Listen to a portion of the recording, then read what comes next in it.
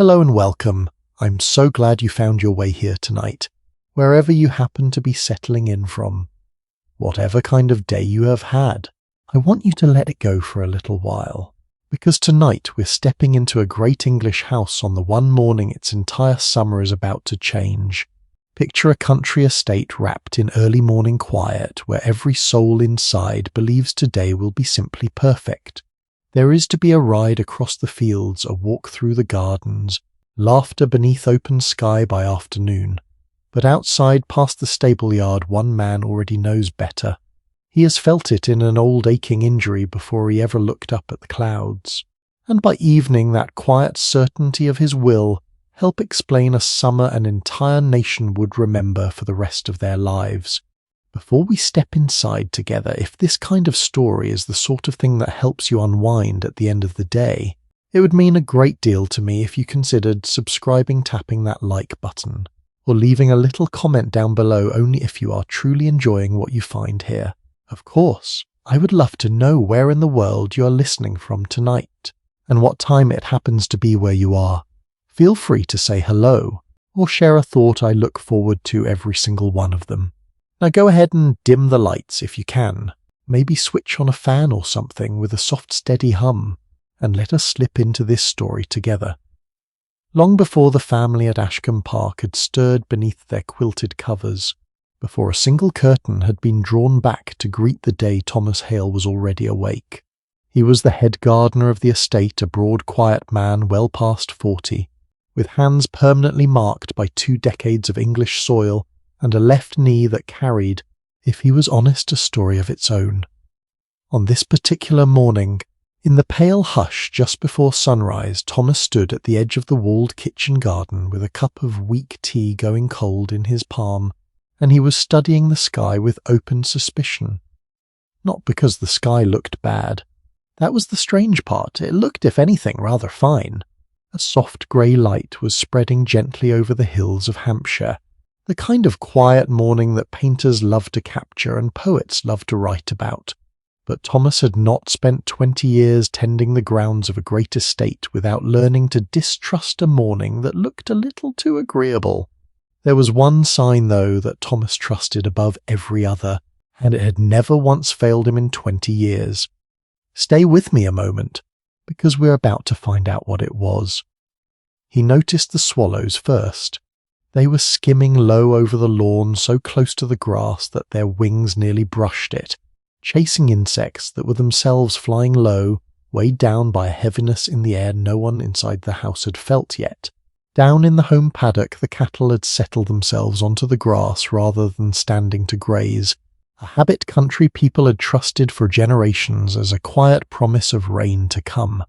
And from somewhere near the walled orchard came a long harsh cry that most modern ears might find almost comical, but that every gardener in England took perfectly seriously. It was the estate's ornamental peafowl, and country folk had believed for generations that a peacock crying out first thing in the morning meant rain was already gathering somewhere beyond the hills. Thomas glanced toward the sound and gave a small knowing nod. The way you might greet an old friend who has just confirmed something you suspected all along. And there was his knee, the one broken years earlier in a fall from a hay cart, which had begun an hour before to ache in that deep, particular way it always did before the weather turned. His own father had been a shepherd on this same stretch of Hampshire land, and had taught him long before he ever picked up a spade, that a man who worked outdoors for a living learned to study his own body the way another man might study the face of a clock.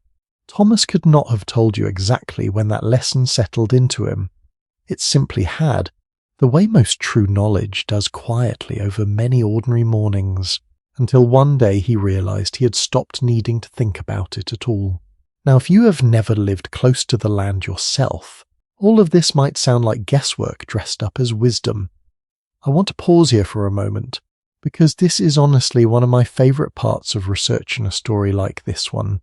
People living in the English countryside 2 centuries ago were not simply inventing these signs. They were drawing on generations of careful, patient observation passed down through families of labourers who could not afford scientific instruments, and who instead learned to treat the living world itself as one. There was even a gentle, curious country clergyman not far from Hampshire named Gilbert White, who'd spent decades keeping a careful private journal of exactly this kind of thing. The arrival of the first swallow each spring, the behaviour of earthworms after a shower, the precise morning frost first touched the ground. His quiet little book about the natural history of his own small parish had, only a few decades before our story takes place, become one of the most beloved works of observation in the whole country. Thomas himself had almost certainly never opened a single page of it in his life. His knowledge came from an older unwritten kind of book handed down at the fireside from his father, and his father before him. And yet the truth both men had arrived at, the clergyman with his notebook and the gardener with his aching knee, was in the end exactly the same truth. Up at the great house itself, a very different kind of weather reading was taking place. In the entrance hall of Ashcombe Park, mounted proudly on dark panelled wood where every arriving visitor could hardly fail to notice it, hung the family's prized barometer, a beautifully polished instrument of brass and glass that was, in equal measure, science and decoration. A barometer like this one worked by measuring the invisible weight of the air itself, pressing down on a slender column of mercury sealed inside a glass tube. When the surrounding air grew heavier, the mercury rose. When it grew lighter, as it tends to do before a storm arrives, the mercury slowly sank. It was, in its own quiet way, one of the true marvels of the age, and owning a fine one said almost as much about a family's standing as owning a fine carriage did. Lord Fenwick, the master of the house, paused before it that morning exactly as he did every morning, hands clasped behind his back, studying the little dial with the satisfied air of a man simply confirming that the world was behaving precisely as it ought. Fair the needle pointed, set fair, which on paper was wonderful news. Today, Ashcombe Park was expecting the kind of long, unhurried summer afternoon that country house parties existed for. There was to be a ride out across the lower fields for those who enjoyed it, a leisurely walk through the newly finished pleasure gardens for the ladies and weather allowing, a picnic laid out beneath the old cedar tree by the lake come late afternoon. Many educated households of this era also kept a printed almanac close at hand on the same shelf as the family prayer book, and one in particular, first sold more than 100 years earlier and still going strong, offered weather predictions stretched out across an entire year in advance, part genuine calculation, part comfortable tradition, part pure showmanship. Families argued cheerfully over dinner about whether it could truly be trusted, the way people today might argue about a forecast on the evening news.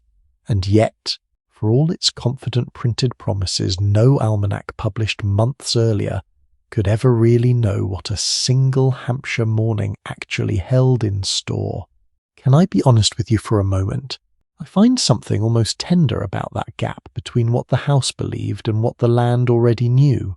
It says something rather timeless about all of us, does it not? How easily comfort can make us certain, and how often the people standing closest to the soil, closest to the animals, closest to the weather itself, are the very last ones a fine-looking morning could ever fool. Guests had been arriving at the house for 2 days already. Trunks and hat boxes and enough correspondence to keep 3 footmen occupied at once. And everyone inside those walls, everyone except a gardener standing quietly among the cabbages, fully expected today to be simply lovely. Thomas set his cooling cup of tea down on the low stone wall beside the garden path, and made his way toward the stable yard, where the horses were already being made ready for the morning ride. He passed young Daniel, the under-gardener, wrestling a wide basket of freshly cut flowers meant for the drawing-room, and could not quite hold his tongue. "Best get those blooms inside quick, lad," he said, glancing once more at the low grey sky pressing over the hill. "I do not care for that heaviness sitting out there." Daniel, barely 17 and still new enough to the work to find the older man's habits half charming and half puzzling, only laughed and shook his head. "The instrument in the hall shows fair Mr. Hale. His lordship said so himself not 10 minutes past." Thomas only gave a small grunt in reply, The particular sound of a man who had long ago learned that the ski rarely consulted anyone's fine brass instrument before making up its own mind. There is something rather lovely, I think, about how differently we still relate to the weather even now, is there not? Some of us glance at an application on a telephone before we have even chosen our shoes for the day. Others still look instinctively toward the clouds or trust an old ache in a joint over any device at all. 2 centuries ago at Ashcombe Park, both of these instincts were alive on the very same morning, standing only a few hundred feet apart from one another, one gleaming quietly in a grand entrance hall, and one bent low among rows of cabbages. Tell me, have you ever noticed an animal near you acting strangely right before a storm rolled in, long before you yourself could feel it coming? I would love to know I am not the only one who still watches for it. By the time the sun had properly cleared the hills, the household was fully awake and moving. Somewhere above stairs, a lady's maid was laying out a riding habit the colour of moss for a young guest newly arrived at the house, a quiet, curious young woman named Beatrice, who stood turning a length of ribbon over in her fingers, trying to decide which shade best suited it, utterly unaware that she would not need any ribbon at all before the day was through. In the kitchen, a harried cook was already deep into preparing a picnic hamper meant to travel down to the lake that very afternoon. Cold chicken, small fruit, tarts, a jar of cherries carefully preserved the previous summer for an occasion exactly like this one. Footmen carried croquet mallets and folded rugs out across the lawn, calling cheerfully to one another about which corner of the grass would catch the best shade later in the day. In every corner of the house, the quiet, confident machinery of a country house pleasure party was turning, exactly as it had turned on countless fine mornings before this one. And yet, past the walled kitchen garden, past the neat rows of beans and the small glass house, where a single young pineapple plant was being coaxed along at considerable expense, the sort of fashionable luxury only a handful of estates in the whole country could afford to attempt, Thomas Hale stood at the edge of the parkland and watched a bank of cloud gathering itself along the far horizon. Dark and low and entirely unhurried, exactly the way a thing gathers itself when it has all the time in the world. He had seen mornings begin this gently before, not often, but often enough to remember, with a small uneasy shiver, precisely what they tended to become by afternoon. If you have ever felt that particular flicker of unease, a small warning your own body gives you long before your mind has caught up, a quiet sense that something ordinary is about to turn, then you already understand exactly what Thomas Hale was feeling as he turned back toward the house that morning. He did not know not yet just how far this single day was about to reach, or how many lives beyond the walls of Ashcombe Park would end up remembering it. He did not know that the heaviness sitting over the hill that morning was not simply the beginning of one ruined afternoon, but the opening note of an entire season the whole country would still be talking about years later. He only knew in the deep aching certainty of his left knee that the fine brass instrument in the front hall was about to be proven wrong, and that nothing waiting in the almanac on the study shelf had prepared this house for what was already moving in over the hills. Thomas took one last look at the gathering grey, tucked his empty teacup under his arm, and walked back toward the house to say his piece one final time, whether anyone chose to listen or not. And somewhere behind him in the stable yard, the horses were already being saddled, the riding habit the colour of moss was being buttoned into place, and the picnic hamper was being packed with cherries preserved for a sunny afternoon that, within the hour, would never take place at all. It happened faster than anyone at Ashcombe Park expected. One moment the sky over the hills was simply heavy, the kind of grey morning a person could still talk themselves out of worrying about. The next a single fat drop struck the gravel of the stable yard, then another, then a dozen more, until the sound gathering on the roof tiles turned from a whisper into something closer to applause. Leaves on the old lime trees along the drive began to shiver and darken all at once, as though the whole avenue had shrugged its shoulders in unison, and somewhere below the terrace a peacock let out one final indignant cry before disappearing beneath the shelter of a yew hedge. its earlier warning apparently a matter of settled record.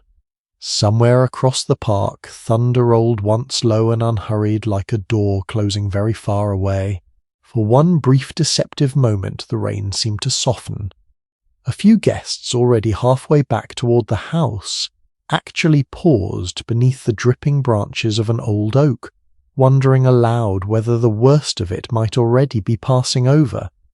It was in hindsight exactly the kind of hope that English weather has been quietly crushing for centuries.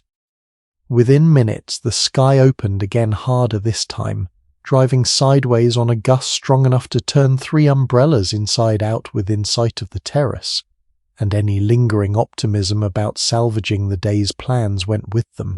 By the time the first riders felt it on their faces, they were already a good distance from the house, out past the lower fields, where the ground still smelled faintly of last night's dew. There is a particular kind of disbelief that settles over a person the moment weather turns against a plan they were counting on, and I imagine you know that feeling yourself, whether it ever cost you a picnic or simply a walk you had been looking forward to all week. One young gentleman later swore he'd felt the very first drop land directly on the back of his neck, which, given how thoroughly he was soaked within minutes, seems entirely believable. Word had to travel the old-fashioned way that morning, which is to say on 2 legs and as fast as those legs could carry it. A stable boy was sent running across the wet grass to catch the riding party, before they went any further, waving his arms and shouting over the noise of the downpour. While back at the house, a footman was dispatched with an umbrella toward the pleasure gardens, where several guests had wandered out early to admire the new rose beds before the heat of the day set in. There was no faster way to spread the news, no bell to ring across the whole estate at once, no message that could simply appear in someone's pocket. Just legs, lungs, and a great deal of getting soaked in the process of delivering the message. Here is something worth sitting with for a moment. We live in a world now where a single notification on a telephone can rearrange an entire afternoon in seconds, where a plan interrupted by weather is simply a plan quietly rescheduled with a few taps of a finger. At Ashcombe Park that morning, cancelling a plan meant an actual human being getting wet on your behalf. Inside the house, Lady Fenwick had already begun doing what a good hostess of this era did instinctively, which was to treat a ruined morning as a kind of small performance in itself. Guests were beginning to trickle back through the side entrance, dripping and laughing and complaining all at once, and she met each one with the same warm, unbothered smile, as though a sudden summer storm was simply another delightful surprise she had personally arranged for their entertainment. A well-run country house conduct books of the era like to remind their readers was measured not by how smoothly a single day unfolded, but by how gracefully its mistress recovered when it did not.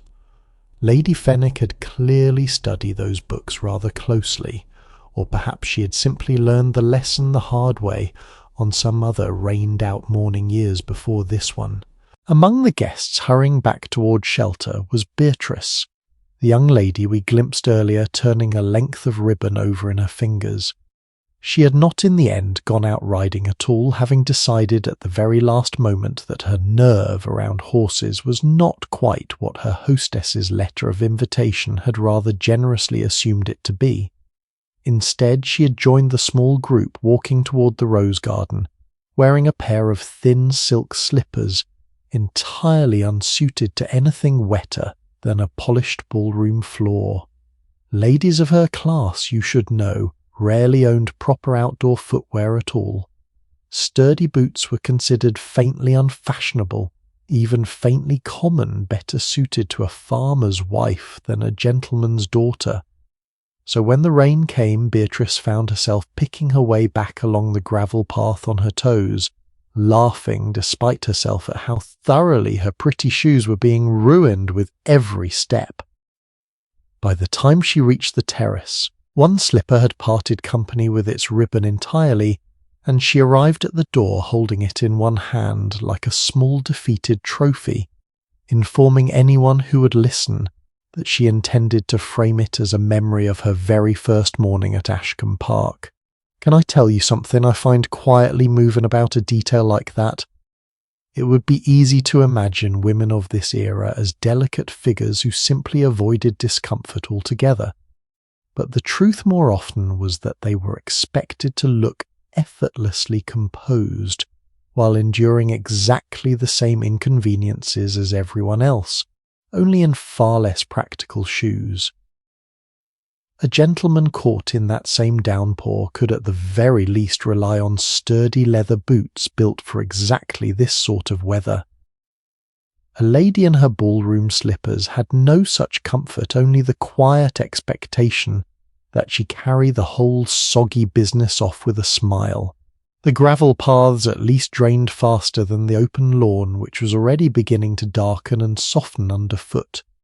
Anyone who strayed off the path even slightly found the ground pulling gently at their footing, the way freshly turned soil does after a heavy shower. One older gentleman, a guest whose name I will spare out of kindness, attempted a shortcut across the grass toward the house, and arrived at the terrace steps with mud climbing halfway up one stocking, to the barely concealed delight of every young person watching from the windows above. When the thunder rolled a second time closer now and considerably louder, one of the older ladies in the party crossed herself quietly and asked whether the house had ever been fitted with a proper conductor to draw a strike safely down into the ground. It was not an idle question. The idea had been demonstrated decades earlier by an American statesman and inventor whose name was by this point known even to people who had never left Hampshire in their lives, and fashionable houses across the country had slowly begun installing the simple iron rods on their roofs as both a genuine precaution and a small quiet display of modern thinking. Ashcombe Park, as it happened, had one fixed discreetly above the east wing some years before, though it did little to calm anyone's nerves in the moment, since a house full of frightened, dripping guests rarely stops to consider engineering when the sky itself seems to be shouting directly overhead. By the time the riding party finally made it back through the stable gates soaked through, and laughing in that particular way people laugh when a shared disaster has just become a shared story, Thomas Hale was already standing near the stable-yard gate, arms folded, watching it all unfold with the quiet, unhurried satisfaction of a man who had known this was coming since before the sun had properly risen. Behind the returning riders, the stable-yard had its own small chaos to manage. Horses that had been groomed to a gleaming shine not 2 hours earlier now stood steaming gently in the rain, ridden hard back to shelter, and the grooms fell immediately into the practiced, wordless rhythm of drying and blanketing each animal before a chill could settle into muscles still warm from exercise. A wet horse left standing was in this world no small carelessness. It could mean a lame animal, a costly one, and an owner considerably less forgiving than the weather itself had just been. Somewhere in the middle of it all, a small terrier belonging to one of the visiting families burst through the yard, shook itself violently from nose to tail directly beside a footman's freshly polished boots, and trotted off looking thoroughly pleased with the entire arrangement, which was at the very least more than could be said for anyone else standing in that yard. He did not say a word to anyone. He did not need to. Word had already reached the house, carried faster than any footman could have managed it, that the gardener had warned young Daniel about the weather nearly 2 hours before a single cloud had troubled anyone indoors. By the time Lord Fenwick passed him in the stable-yard, soaked to the shoulders, and holding a hat that had entirely lost its shape, the two men simply exchanged a look. Nothing more needed to be said between them. The brass instrument gleaming so confidently in the entrance hall had in the end been proven exactly as unreliable as an old aching knee had insisted it would be. There is something rather satisfying, is there? Not about watching quiet, patient knowledge get its moment of vindication. I confess I always enjoy that part of a story a little more than I probably should. Inside the house was in that strange suspended state a home enters when a day's careful architecture of plans has simply collapsed all at once. Umbrellas dripped in a growing puddle by the front door. Muddy hems were being lifted gingerly up staircases. Somewhere above, a lady's maid was already unpacking a riding habit that would not after all be needed today, folding the moss-coloured fabric back into its trunk with the practised patience of a woman who had seen plans change like this more times than she could count. And in the drawing-room a small cluster of guests stood by the tall windows watching rain streak down the glass in long restless lines, each one silently doing the same private arithmetic. If this weather held, and something in the colour of that sky suggested it fully intended to then, an entire afternoon that had been planned down to the last detail now belonged quite suddenly to absolutely no one. Lady Fenwick clapped her hands together once the sound bright and decisive over the low murmur of the room and announced with the particular cheerfulness of a woman already several steps ahead of her guests that they would simply have to find their amusement indoors instead. A ruined riding party might sound like a small enough disappointment to modern ears, but for a household like this, one outdoor recreation carried a weight it is easy to underestimate today. A summer spent at a great estate revolved almost entirely around exactly this kind of activity: riding, walking later in the season, perhaps a day out with the guns and a host who failed to provide it. Storm or no storm, risked guests quietly deciding his hospitality had fallen short of the mark. Lord Fenwick knew this perfectly well, which is precisely why, even soaked to the shoulders and holding a hat that had entirely lost its shape, he was already composing in his head exactly which indoor amusements might rescue the day's reputation. Have you ever had an entire plan collapse in a single afternoon and had to smile your way through the disappointment anyway? I suspect most of us have, though rarely with quite so many witnesses standing in the room to see it happen. A few polite murmurs of agreement followed Lady Fenwick's announcement. One gentleman near the fireplace muttered something about billiards that made two of the younger men perk up considerably. There was underneath all that polite scrambling for indoor amusement a quieter concern that a hostess of Lady Fenwick's experience would already have been turning over in her mind. A house full of unmarried young people suddenly confined together for an entire day, rather than the carefully rationed hour or two a garden walk usually allowed, was not simply an inconvenience to be managed with cards and music. It was, whether anyone said so aloud, a small social hazard. Conversations that might normally last 20 minutes beneath a chaperone's watchful eye could now stretch into an entire afternoon, and Lady Fenwick, glancing briefly toward the small cluster of young ladies and gentlemen already drifting together near the window, made a private note to ensure at least one older relation remained within sight of every drawing-room for the rest of the day.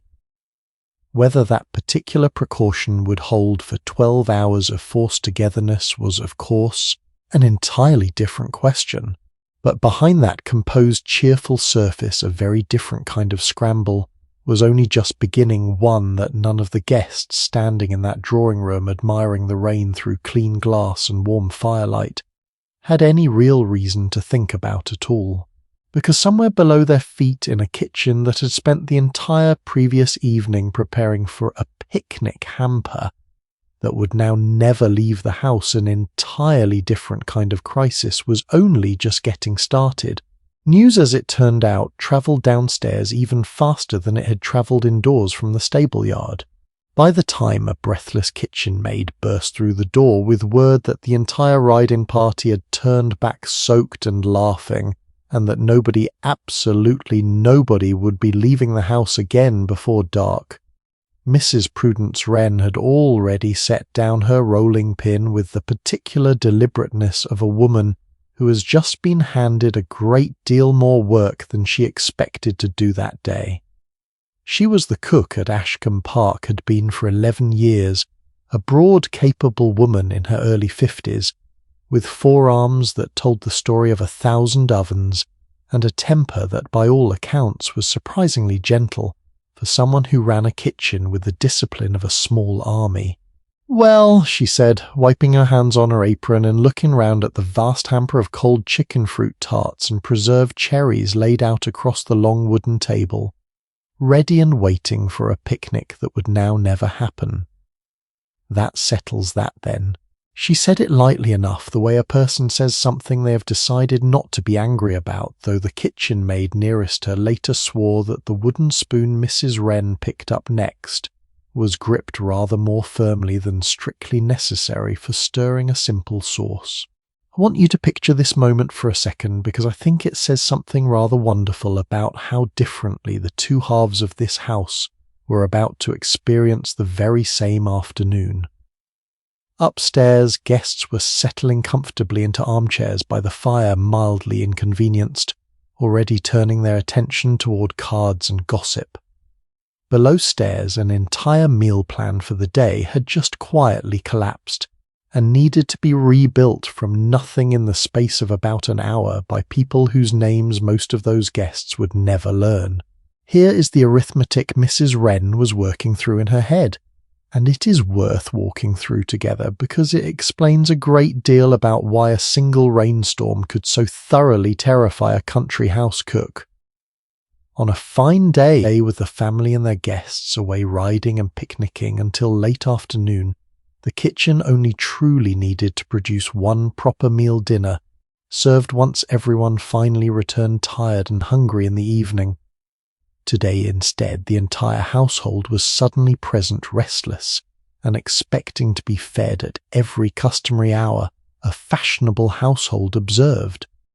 That meant a full luncheon needed to appear at the usual time, followed later by a dinner considerably more substantial than the quiet family affair that had been planned, since a house full of bored, damp guests looking for entertainment tends to linger rather longer over its meals than one that has spent the day outdoors in fresh air. Can I be honest with you, I find this particular kind of invisible labour endlessly moving to think about. A single unexpected change of plans upstairs, decided and announced in a matter of seconds by a hostess with a bright smile, could translate below stairs into hours of extra work, performed by people nobody upstairs was thinking about at all. The picnic hamper itself became the first small puzzle to solve. Cold chicken meant for a riverside cloth spread beneath a cedar tree was not strictly speaking wrong for an indoor luncheon, but it needed dressing up considerably if it was going to appear on the family's table rather than simply be handed round like something from a market stall. The fruit tarts, thankfully, would keep. The cherries, carefully preserved the previous summer specifically for an occasion exactly like today's, at least would not go to waste, though Mrs. Wren had rather hoped to save the last jar for something grander than a rescue mission. Down beneath the kitchen garden, past a low wooden door that most guests of the house had probably never noticed in their lives, sat the estate's ice house, a deep brick chamber sunk into the earth and packed the previous winter with blocks of ice cut straight from the frozen lake, layered carefully with straw to keep it from melting through the warmer months. Stepping inside it, even in the height of summer, felt a little like stepping backward into January itself. The air suddenly sharp and still, the walls sweating faintly with cold in a way that made the kitchen boy's breath fog in front of him every single time he was sent down to fetch a block. It was, when you stop to think about it, a rather remarkable piece of engineering for its time, built specifically to preserve a small fortune's worth of cold through an entire English summer, using nothing more sophisticated than good insulation and careful planning. Mrs. Wren sent the kitchen boy running down to fetch a block of it without a second thought, since a chilled dessert would go a considerable way toward making an improvised luncheon look rather less improvised than it actually was. The boy returned considerably out of breath, having slipped once on the wet steps leading back up into daylight, and arrived at the kitchen door soaked through for the second time that morning, to absolutely no sympathy whatsoever from Mrs. Wren, who simply pointed him toward the towel rack and told him the ice had better not have melted on the way. Have you ever had to make something look effortless when in truth it was anything but? I imagine most of us have felt that particular kind of pressure at some point, even if the stakes were rather smaller than feeding a house full of aristocratic guests on short notice. There was, of course, no question of simply sending someone into the nearest town for whatever ingredients might be missing. The lane connecting Ashcombe Park to the market town beyond it had within the hour turned from a firm dirt track into something closer to a shallow moving stream, and no butcher's cart or fishmonger's boy would be attempting that particular journey until the weather had properly settled. Whatever the kitchen needed for the rest of the day, it would have to find within its own walls drawn from the larder, the game room where yesterday's pheasant still hung, and the still-room shelves lined with preserves, cordials, and pickled vegetables put up across an entire year of careful patient work. That still-room tucked into a quiet corner near the kitchen, and overseen jointly by Mrs. Wren and the housekeeper, was in many ways the household's true insurance policy against exactly this kind of day. It held jars of damson jam, bottles of elderflower cordial vinegar infused with tarragon from the summer, before small comforts assembled slowly across months, specifically so that a crisis like this one could be met with something more dignified than simple bread and butter. A country house that ran well, I have come to believe, was rarely one that simply had good luck. It was one that had quietly prepared months in advance for the bad luck it knew would eventually arrive. Around the long kitchen table, the rest of the staff fell into motion with the particular calm efficiency of people who had clearly done this kind of scramble before, even if never on quite this scale. A kitchen maid named Alice was already peeling a fresh basket of vegetables that had been intended for the next day's simpler family dinner, now pressed into emergency service for today. The scullery maid, barely old enough to have been in service a full year, kept the enormous kettle moving between the range and the sink, with the tireless, uncomplaining rhythm of someone who had learned early that complaining changed absolutely nothing about the size of the pile of dishes waiting for her. Mrs. Pierce, the housekeeper, appeared in the kitchen doorway not long after her ring of keys jingling faintly at her waist, to consult quietly with Mrs. Wren over exactly how many extra place settings the day would now require, and whether the good china normally reserved for evenings ought to make an appearance at luncheon as well, given the circumstances. Between the two of them, housekeeper and cook rested nearly the entire domestic reputation of Ashcombe Park one, commanding the stores, the linen and the still-room, the other commanding the range and everything that came out of it. And a day like this one asked a great deal of both women at once in a partnership that upstairs rarely had cause to notice at all. There is a detail about days like this one that I think deserves a moment of real attention, and it is this. Every single person labouring in that kitchen would, once the family and their guests had finally been fed, sit down to their own meal considerably later, considerably simpler, and considerably colder than anything that had just gone out on the good china. It was simply the order of things in a house like Ashcombe Park servants eating only once everyone above stairs had been properly seen to, and on an ordinary day that order was barely worth remarking on.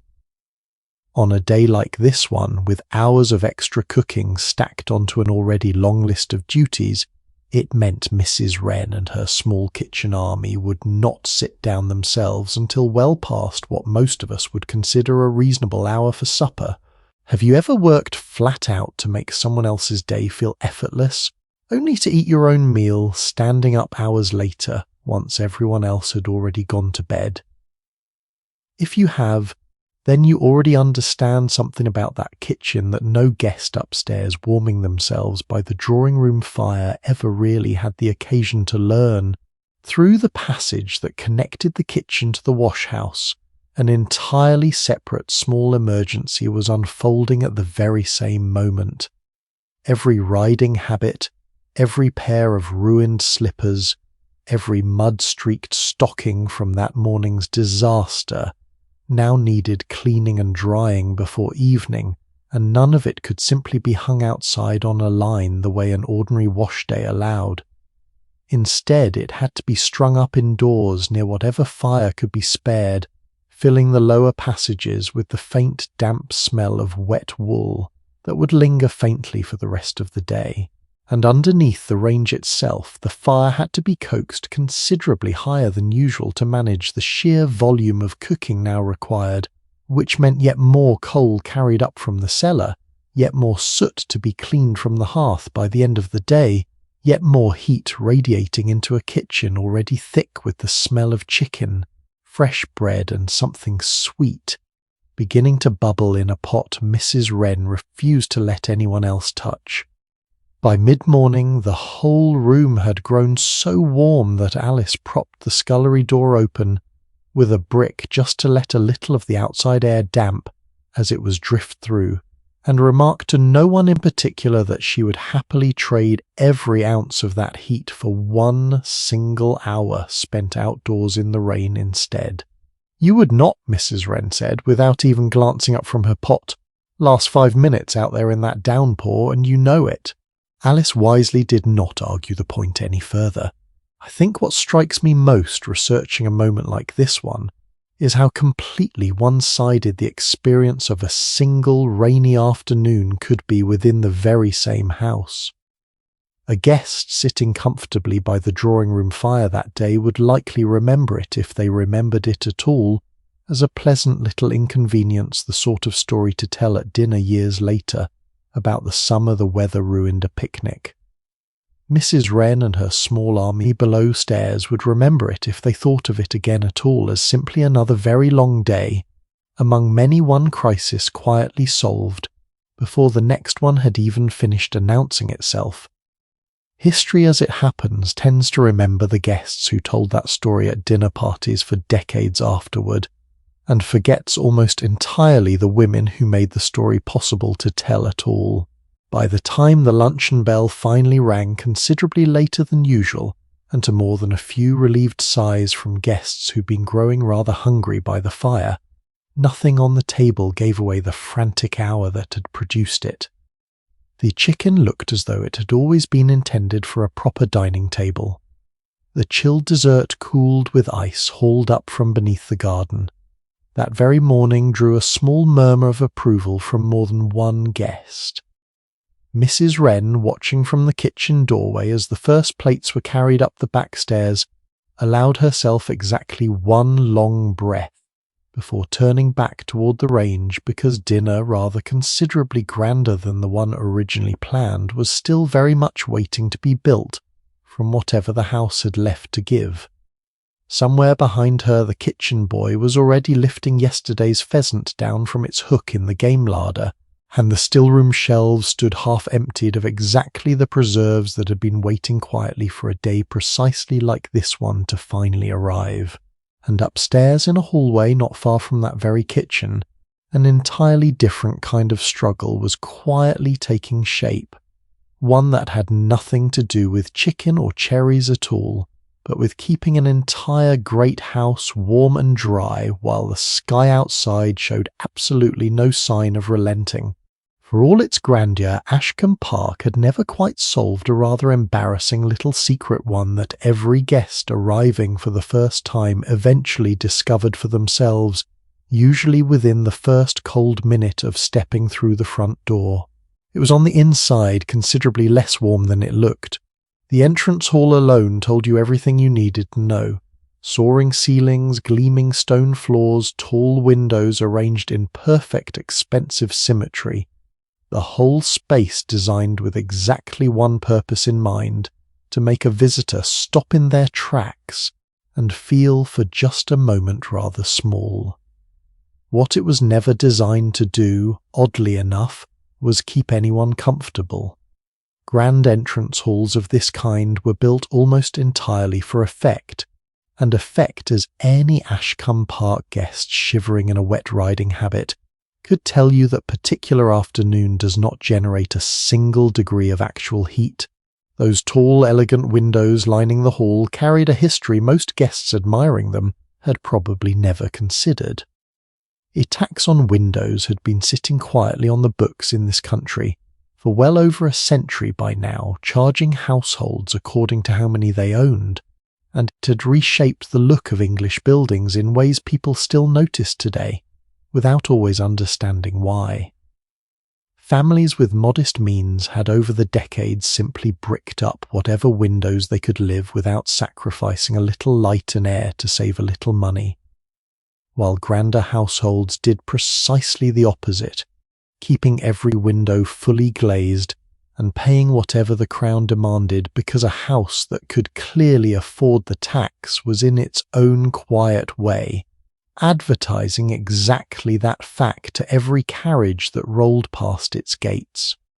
Walk through almost any older town in the country and you will spot them still, narrow bricked-up rectangles set into a wall exactly where a window clearly used to be, a little scar left by a family deciding at some point that the view was not worth the bill. A house like Ashcombe Park, of course, had made the opposite calculation entirely. Every one of those tall windows in the front hall represented money the family was perfectly happy to spend precisely because everyone walking past outside could see them doing it. In a strange sort of way, discomfort itself had become a kind of luxury item. Can I share a small thought here? I find something rather funny in a gentle way about how status has always worked. Like this, does it not, spending money specifically on things that make life slightly less comfortable, purely because comfort was never really the point in the first place. Today, with the rain showing absolutely no interest in relenting, and every fireplace in the house suddenly needed at once, that beautiful draughty entrance hall had become something closer to a small crisis for the household staff. Mr. Sowerby, the butler, stood near the base of the staircase that morning consulting a mental list considerably longer than the one he'd woken up expecting to manage. On an ordinary summer day, only a handful of rooms required a lit fire at all the family's own sitting room, perhaps the dining room ahead of the evening meal and little else, since a house full of guests spending most of their day outdoors simply did not need every hearth blazing away at once. Today, with every drawing room, morning room and library suddenly occupied from breakfast until well past dark, nearly every fireplace in the house needed lighting, tending and feeding one after another by footmen who had planned on a rather quieter afternoon. By his own private count, a house the size of Ashcombe Park held somewhere near 30 separate hearths across its principal rooms and guest bedrooms alone, and on an ordinary summer's day perhaps half a dozen of those ever saw a flame at all. Today, nearly every single one of them would need attention before nightfall. Have you ever noticed how a single change in plans can multiply into dozens of small extra tasks nobody originally accounted for? That is precisely the shape of the day Mr. Sowerby now found himself managing one fireplace at a time. The work itself was neither quick nor simple. Each fire needed to be laid properly, kindling arranged just so beneath carefully stacked coal, then coaxed into life and watched closely enough that it neither died out within the hour, nor grew so fierce it scorched the hearthrug.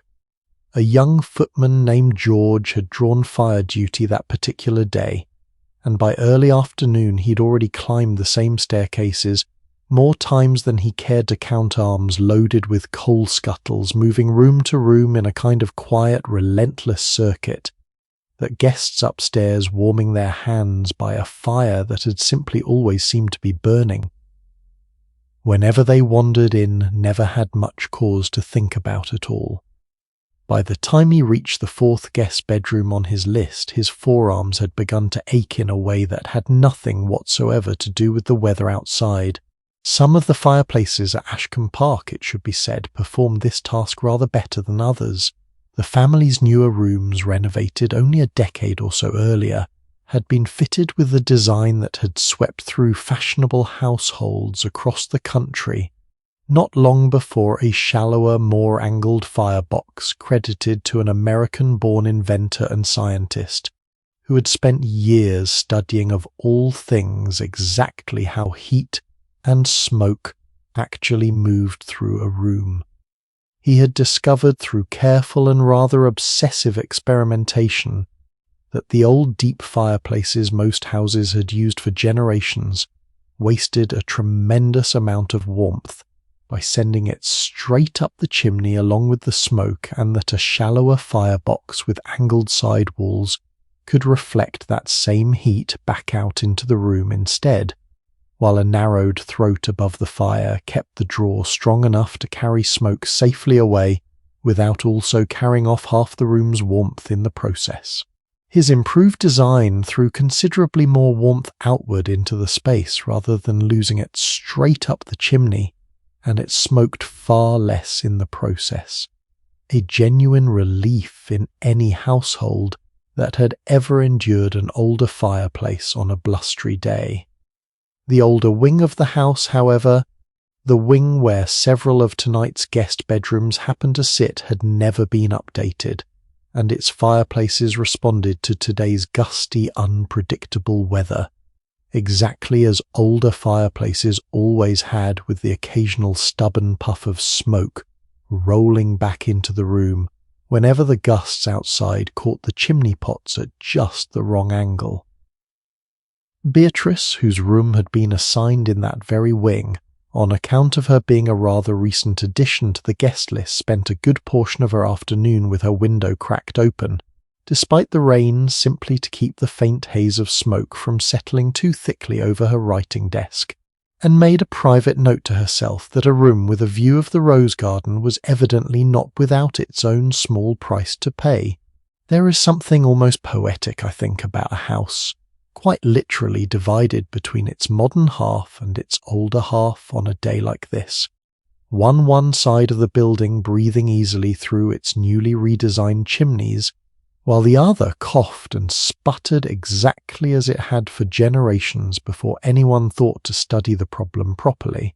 Beyond the question of fires, there was the matter of the walls themselves, and here Ashcombe Park revealed a weakness common to nearly every stone-built English house of considerable age. In the older sections, thick stone that normally held a pleasant, steady coolness through the height of summer had, after hours of relentless outdoor rain, begun to feel faintly damp to the touch. In places a chill radiating gently through wallpaper and wood panelling that no amount of fire in the room entirely chased away.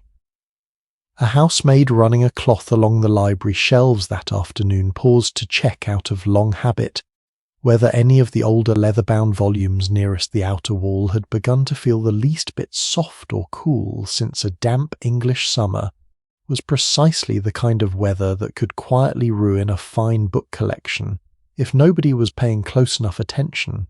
In the long gallery upstairs, where 3 generations of Fenwick family portraits hung in heavy gilt frames along an outer wall, Lord Fenwick himself paused briefly on his way past to press 2 fingers flat against the plaster just beneath his grandfather's painted likeness, checking for exactly the kind of cool dampness that had some years earlier quietly warped the canvas of a rather smaller portrait hanging further down the same corridor. He found nothing alarming this time, only the faint chill that every stone wall in the house seemed to be holding on to that particular afternoon, and moved on toward the billiard room without saying a word to anyone about it, the small private worry of a man who understood better than most of his guests ever would exactly how much quiet vigilance a house like this one demanded in exchange for looking so effortlessly permanent. I want to pause on that particular worry for a moment, because I think it says something rather touching about how much quiet, careful attention went into simply maintaining a house like this one. We tend to imagine grand country houses as solid, permanent, untouchable by something as ordinary as weather. In truth, they were being defended gently and constantly against exactly that by people whose names would never appear in any history of the house at all. There was a second, quieter worry sitting beneath all of this one that had nothing to do with mould or damp paper at all, but with the very air the household was now breathing. Windows that would normally have been opened wide for at least an hour or two each day, letting fresh air move freely through every principal room, had stayed firmly shut since the first drops of rain arrived, and with an unusually large number of people now confined indoors for hours on end, several of the older, more cautious guests had begun to remark quietly and with real conviction on how close and heavy the air in certain rooms had become by mid-afternoon. Medical thinking of the time held with great confidence that stagnant indoor air itself could carry a kind of sickness, a theory that would eventually be replaced by rather different science, but that felt entirely reasonable to anyone sitting in a warm, crowded drawing room with every window sealed against a downpour outside. Mrs. Pierce, ever practical, ordered a housemaid to crack open a high window in the least occupied corridor for exactly 10 minutes at midday, rain or no rain, simply to keep the worst of that heaviness from settling in. Have you ever noticed how a room full of people, doors and windows shut tight for hours starts to feel almost suffocating well before anyone can quite say why? 2 centuries ago at Ashcombe Park, that same instinct was already quietly at work even without the science to fully explain it.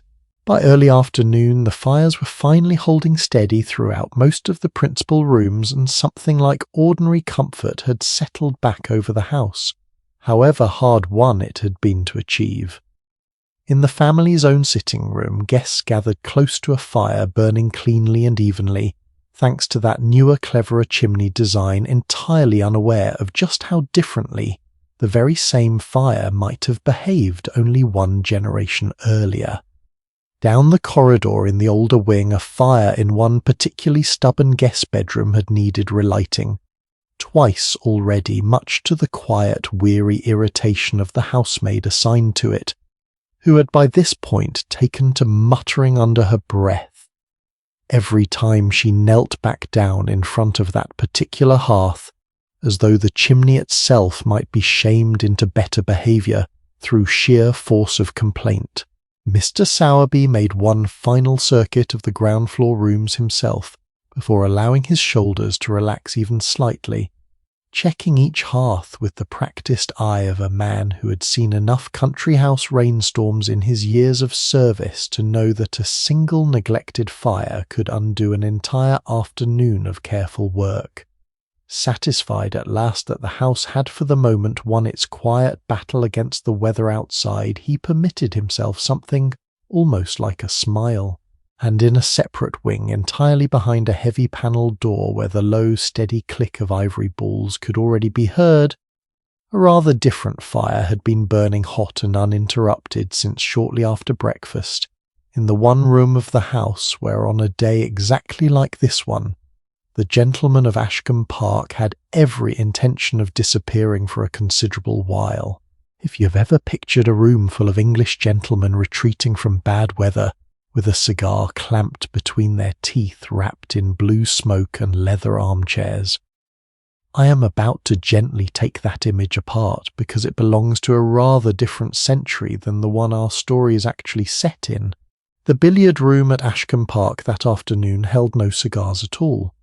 What it held instead was the steady click of ivory balls, a fire burning hot enough to dry 3 separate coats hung near the hearth, and a small engraved silver box being passed quietly from hand to hand around the edge of the table.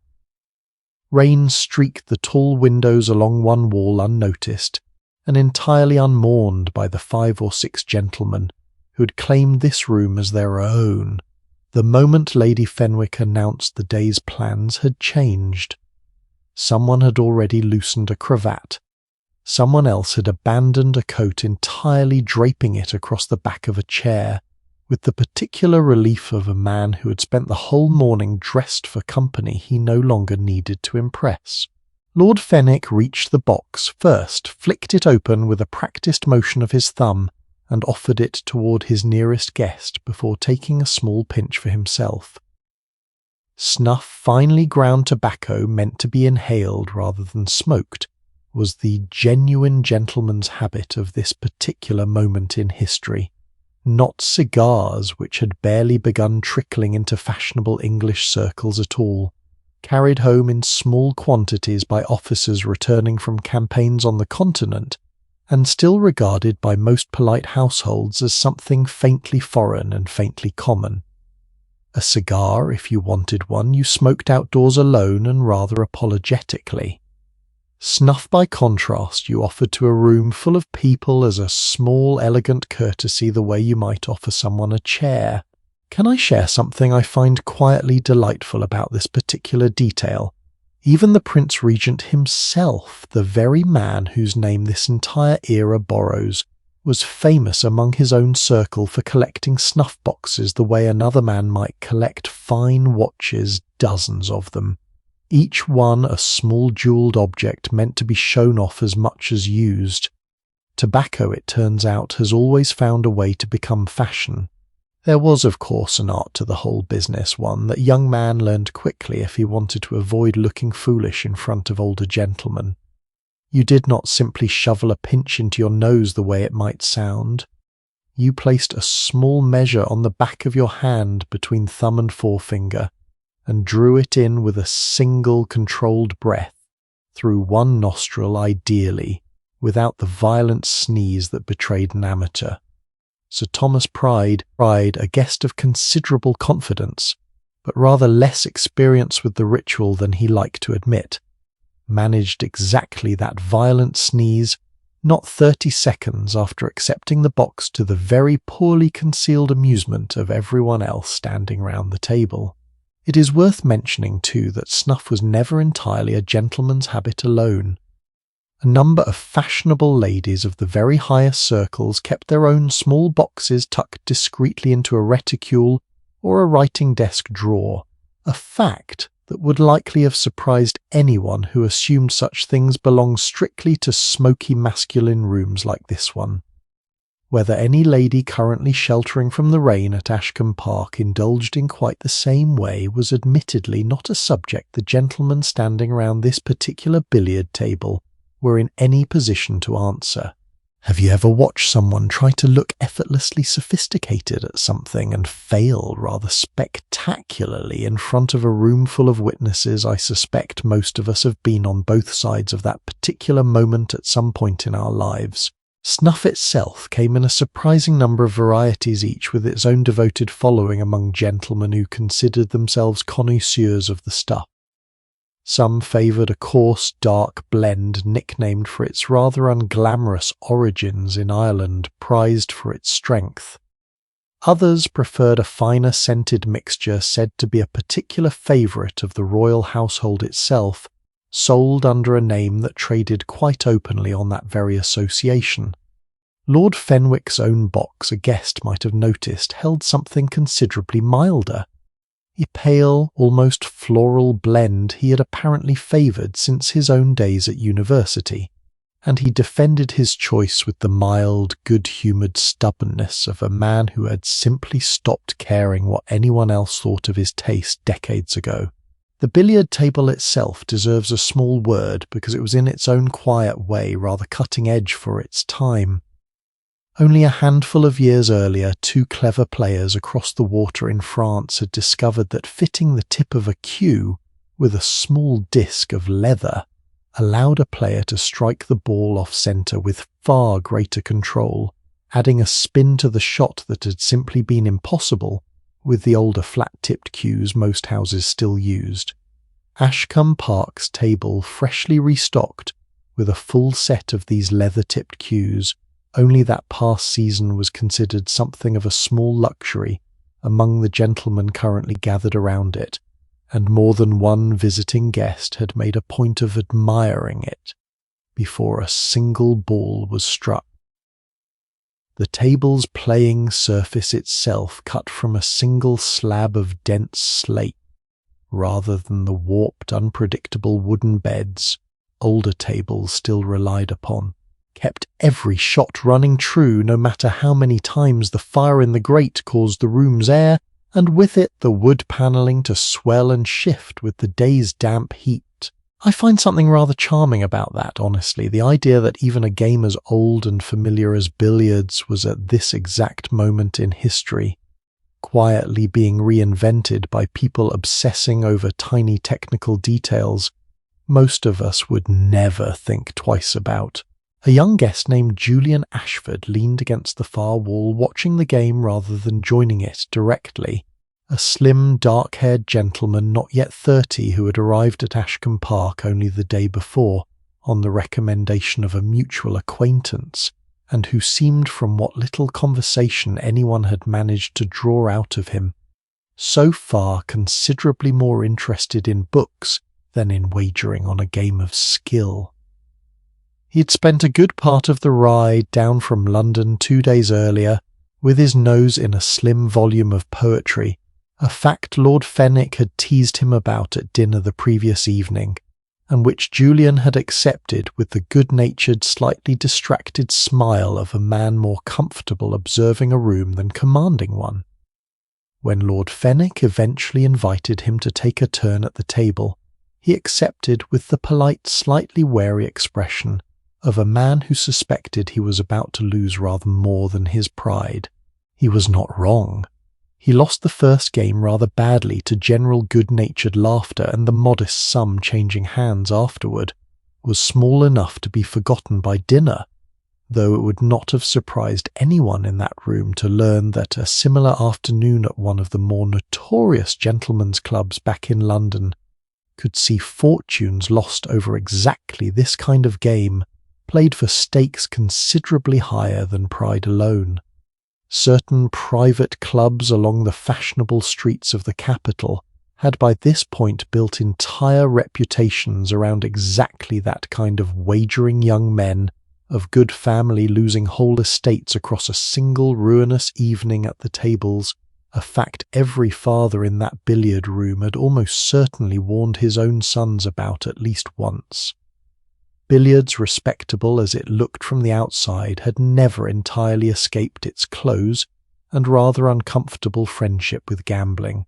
Beyond the billiard room, through a connecting door most guests never bothered to open, sat a considerably plainer space that told a rather different story about how gentlemen of this era actually spent a wet afternoon.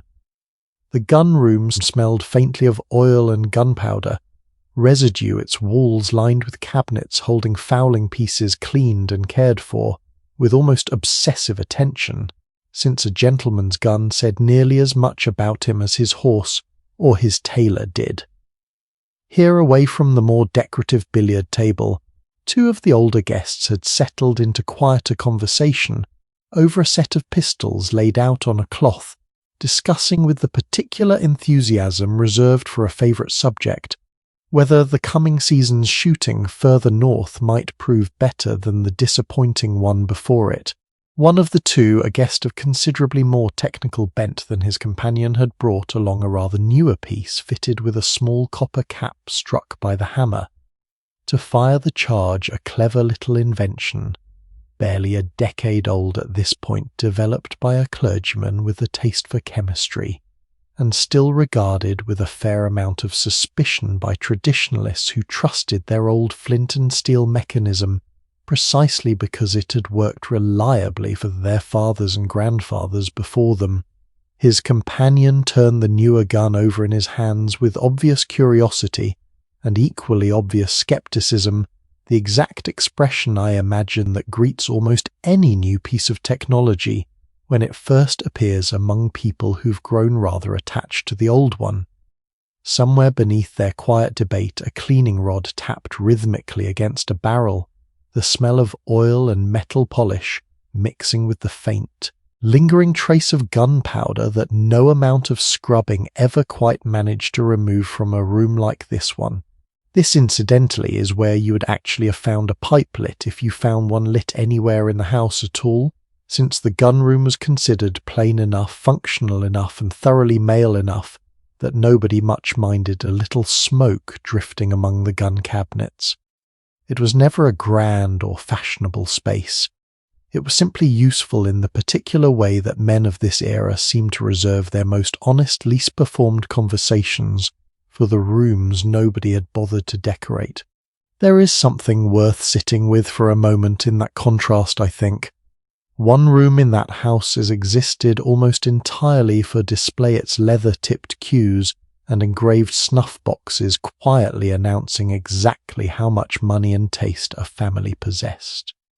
The other existed for nothing but function oil-stained cloths and plain wooden cabinets, and it was there, oddly enough, that the conversation actually seemed to loosen, a little less performance, and rather more plain talk between men who had known each other in some cases since their own school days. Do you have a room like that in your own life, somewhere far less polished than the rest of the house, where honesty always seems to come a little easier than it does in the nicer rooms? I've always found it a rather universal little pattern wherever and whenever you happen to look for it. For all the surface differences between the two rooms, though, I think it is worth noticing what they actually had in common, which was rather more than what set them apart. Both were spaces where a man could simply exist for an afternoon without needing to entertain anyone without a hostess, quietly managing his comfort, or a chaperone monitoring his conversation free in a way the drawing room down the corridor almost never allowed him to be. That particular freedom, unremarkable as it might sound to modern ears, was not something every guest currently sheltering from the rain at Ashcombe Park could claim quite so easily that afternoon. By mid-afternoon, laughter was rolling steadily out from behind the billiard room's heavy door, Sir Thomas Pride having apparently recovered his dignity enough to demand a rematch, loudly insisting the leather tip on his own cue had simply been unlucky, rather than his aim being at fault, and Julian Ashford, rather to his own visible surprise, having actually won the second game outright. Nobody in that warm, smoky corner of the house was giving the rain outside a single further thought, which was in its own way rather unfair because not very far away behind an entirely different closed door, an afternoon of a very different character was quietly unfolding one, involving considerably less laughter, a great deal more needlework, and at least one novel everyone in the room was pretending not to have already finished twice.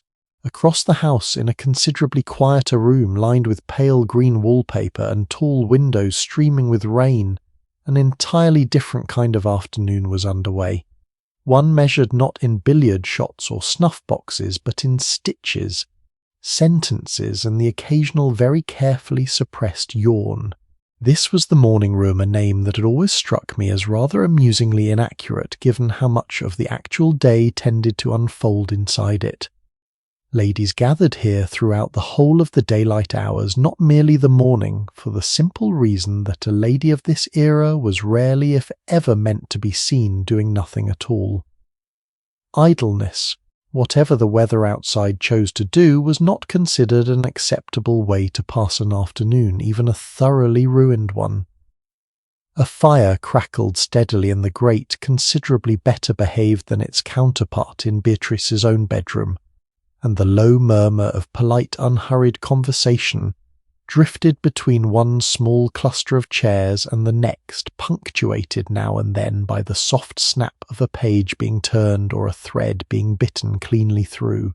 Lady Fenwick sat nearest the good light by the window, a small writing desk balanced across her knees, working through a stack of correspondence that had been quietly accumulating since breakfast.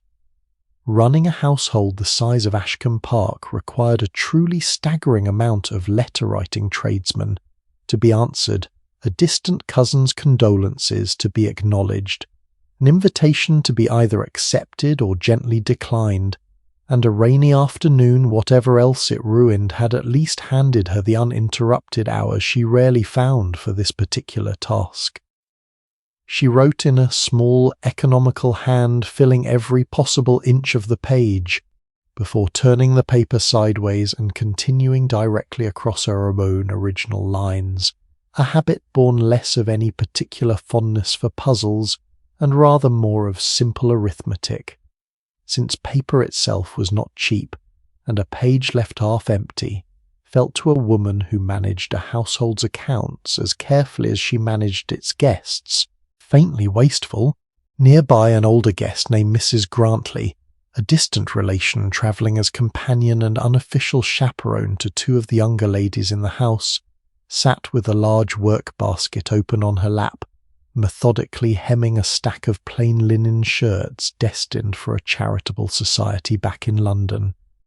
This was what the household referred to as plain work, practical and rather dull by design entirely separate from the delicate decorative embroidery most guests preferred to be seen doing. Mrs. Grantley, however, had long ago decided that idle hands bothered her considerably more than idle conversation did, and kept a steady supply of properly useful sewing on hand specifically for afternoons exactly like this one. She had, by her own cheerful admission, buried a husband and outlived two sisters, and had reached the particular stage of life where she no longer troubled herself over much with whether a piece of needlework looked fashionable, only with whether it would actually keep someone warm. Can I share something I find rather touching about that particular distinction?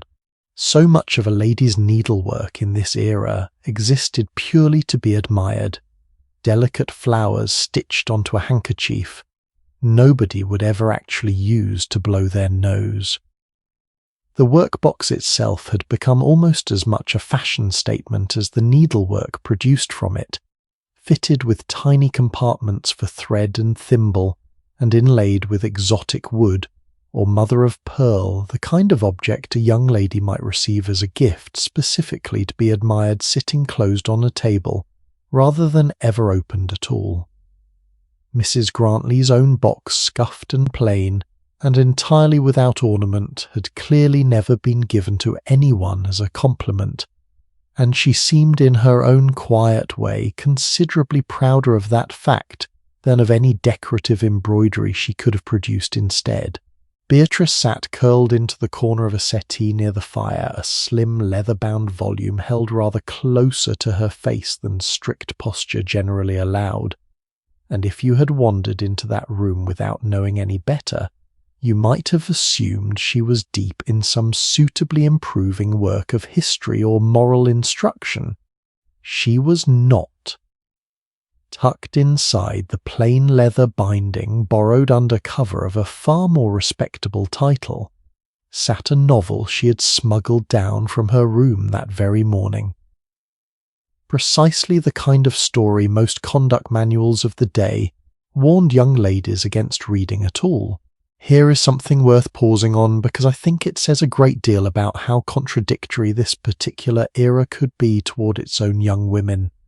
Novels, especially the sort filled with crumbling castles, mysterious strangers and heroines fainting dramatically in moonlit corridors, were wildly, enormously popular, borrowed by the armful from subscription libraries in every fashionable town in the country. Titles promising ruined abbeys, sinister monks, and locked chambers behind tapestries sold out their entire print runs within days of arriving on a bookseller's shelves, passed eagerly from one household to the next, long before the ink had properly settled. And yet a whole shelf of conduct books published during these same years solemnly warned that exactly this kind of reading would soften a young woman's mind, inflame her imagination beyond what was healthy, and leave her hopelessly unprepared for the practical realities of running a household. Beatrice, like a great many young women of her generation, seemed to have made her peace with this particular contradiction by simply reading the forbidden novel anyway, and keeping a more respectable volume close enough at hand to swap in a hurry. Have you ever hidden a guilty little pleasure inside something that looked considerably more respectable? From the outside, I suspect the specific disguise has changed, rather more than the underlying impulse has across all these years. The subscription library itself deserves a small word because it was in its own quiet way one of the true engines of this particular reading craze.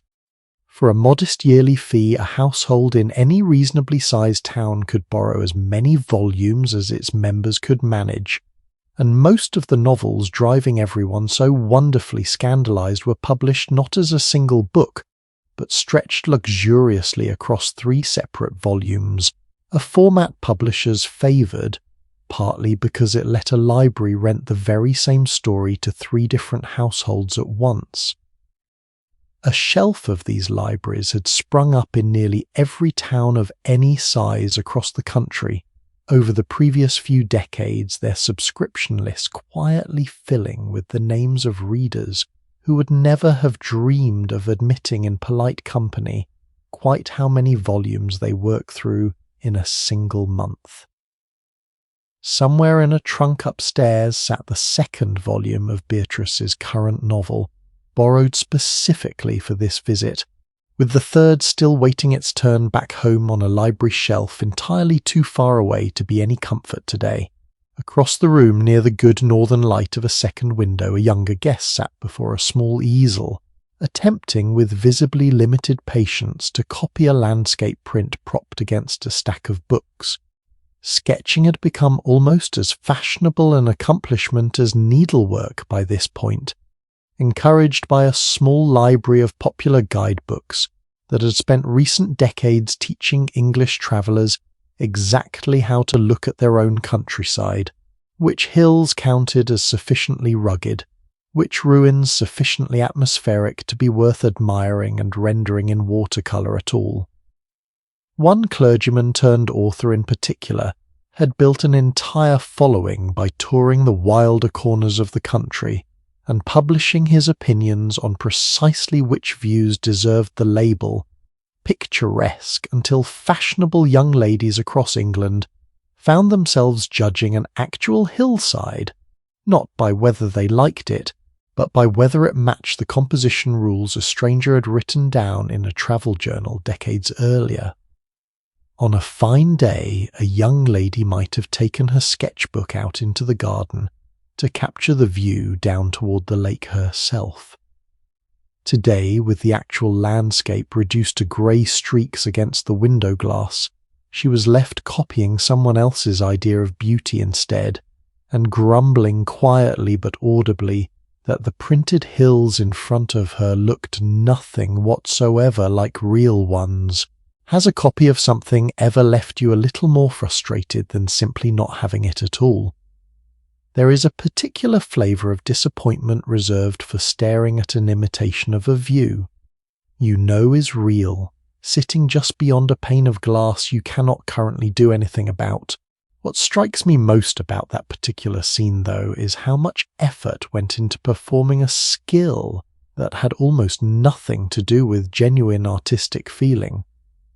A young lady was not necessarily expected to paint well, so much as to be seen attempting it competently and cheerfully, whatever the weather or her own private opinion of the exercise happened to be. There is a broader question sitting underneath this whole room, one that a rather sharp-eyed writer of the previous generation had put into print with considerably more bluntness than most of her contemporaries dared. She had argued to no small controversy at the time that this entire system of feminine accomplishment, the music, the sketching, the delicate embroidery, was designed less to educate a young woman's actual mind than to decorate her for eventual marriage, polishing the surface while leaving whatever lay underneath largely untouched. Her arguments had scandalized a great many readers on their first appearance, and comforted a good many others who had long suspected something similar without ever finding the words for it themselves.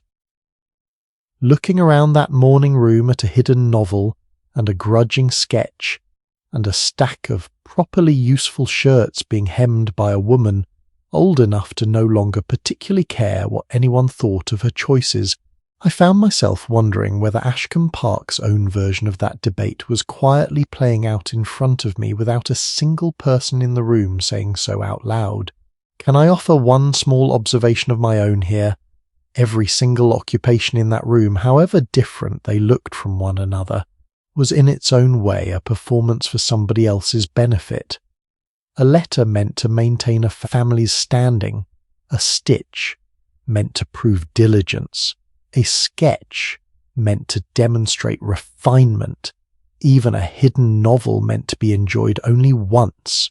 Respectability had been safely arranged on top of it. Only Mrs. Grantley quietly hemming shirts. Nobody would ever compliment her, for seemed entirely free of that particular pressure, and I cannot help but think that freedom had rather a lot to do with her age. By mid-afternoon the rain outside had settled into a steady, unhurried rhythm against the glass, and the room had grown correspondingly quieter.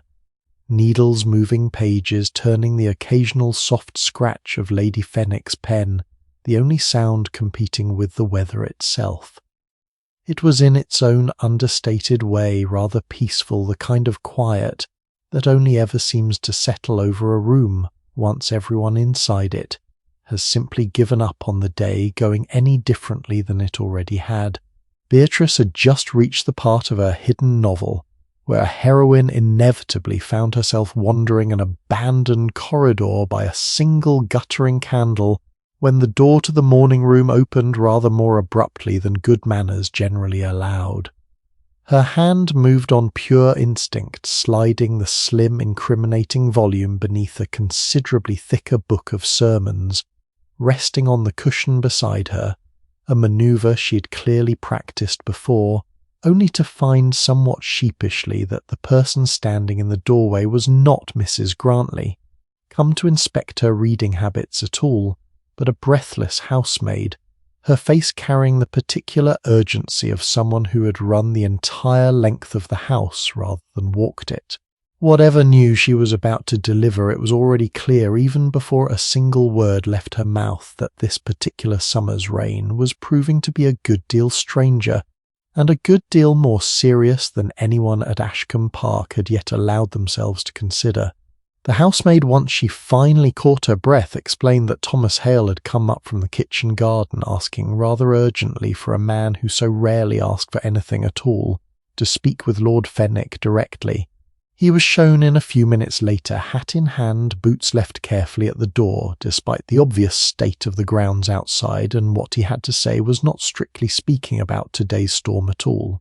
"It is not just this one storm, my lord," he said, choosing his words the way a careful man chooses his footing on uncertain ground. "It is the whole of it, the whole summer. Nothing has ripened properly since June. The beans are stunted. The wall fruit will not colour. Even the young pineapple in the glass house is struggling, my lord, and we have kept that fire burning twice as hard as usual, just to hold what warmth we can against days that never seem to properly clear. I have gardened this ground for 20 years, and I have never once seen a season behave like this." Lord Fenwick listened with the particular stillness of a man who suspected before the sentence had even finished that he was hearing something considerably larger than one gardener's private worry. His own mind, I imagine, had already begun the same quiet arithmetic every landowner in the country was working through. That year rents that depended on tenants, who depended in turn on harvests, that showed no sign of cooperating a chain of obligation, running from his own dinner table all the way down to fields he had never personally set foot in. I want to step back from Ashcombe Park itself for a moment here, because what Thomas Hale was describing that afternoon was not simply a run of bad luck. It was one small local symptom of something enormous happening far beyond the borders of Hampshire, beyond England itself, something that had already reshaped the weather across an entire hemisphere, before a single guest at this house had ever noticed anything was wrong. The year our story is set in has in the centuries since earned itself a rather grim nickname on the other side of the ocean, where people took to calling it 1800 and froze to death. Here in England, nobody yet had the language for what was happening to them, only the lived experience of it, a summer that simply refused to behave like a summer at all. Every printed almanac sitting on a study shelf across the country, the very same confident yearly predictions we spoke of earlier this afternoon, had promised nothing whatsoever like this. Not one of them had accounted for a mountain on the far side of the world. The cause, though, nobody in that billiard room or that morning room could possibly have guessed. It lay roughly 10,000 miles away, on a small island in what is now Indonesia, where a mountain had exploded with a force unlike anything recorded in human memory a little over a year earlier. The blast was heard by some accounts well over 1,000 miles from where it happened, mistaken by people that far away for distant cannon fire. The eruption killed tens of thousands of people in the region directly through fire and ash, and the famine that followed, but its true reach went considerably further than that. It threw an almost unimaginable quantity of fine sulfate particles high into the upper atmosphere, where high atmospheric currents spread them slowly around the entire planet, forming a thin pale veil that dimmed the sun itself, however faintly for people who had no idea it was even there. In parts of the northeastern corner of the American continent that same year, farmers reported frost and even light snowfall in the middle of what should have been the warmest month of summer crops, freezing solid in fields that had never once failed them before. Careful observers on both sides of the ocean noticed something else too, a strange persistent haze hanging over the land that dimmed sunlight to the point where several people recorded being able to look directly at the sun with the naked eye for longer than should ever have been, comfortable watching dark spots drift slowly across its surface, as though the sky itself had grown a faint film of dust nobody could quite explain. Some called it simply a dry fog, a phrase that shows up again and again in letters and journals from that year, precisely because nobody yet had a better name for something that behaved like weather but smelled and settled like nothing weather had ever done before. Have you ever looked up at an ordinary sky and had absolutely no idea it was hiding something this enormous behind it? I think that particular gap between what a sky looks like and what is actually happening inside it is one of the more humbling thoughts a story like this one can leave you with. Can I share something I find rather humbling about that fact? A mountain most people in this house would never hear of in their entire lives had already decided more than a year in advance exactly how wet and grey their summer was going to be. There is something almost dizzying about that kind of connection, a volcano on the far side of the world quietly rearranging a country house picnic in Hampshire that nobody involved could ever have traced back to its actual cause. Farmers and clergymen and careful amateur diarists all across England were at this very moment filling notebook after notebook with exactly the kind of frustration Thomas Hale had just brought upstairs. Crops that should have ripened by high summer sat green and stubborn in the fields. Grain prices, already strained from years of difficult harvests, began climbing sharply enough to frighten households considerably wealthier than most tenant farmers in some parts of the country and considerably worse elsewhere across the wider continent. That climbing price of bread tipped over into genuine hunger, into crowds gathering outside bakeries and grain merchants with a kind of anger that had nothing decorative about it at all, and into the kind of weakened, malnourished populations where sickness always finds its easiest foothold. Whole families in some of the harder-hit regions of Europe packed up what little they owned that same year and set out for a new life across the ocean, driven less by ambition than by the simple, desperate arithmetic of a harvest that had failed them 1 year too many. Have you ever had a single small inconvenience turn out once you finally understood the full picture to be part of something so much larger than you originally assumed? That is precisely the shift. Lord Fenwick's expression underwent as Thomas Hale kept talking a ruined picnic, quietly reclassifying itself in real time into something considerably more serious.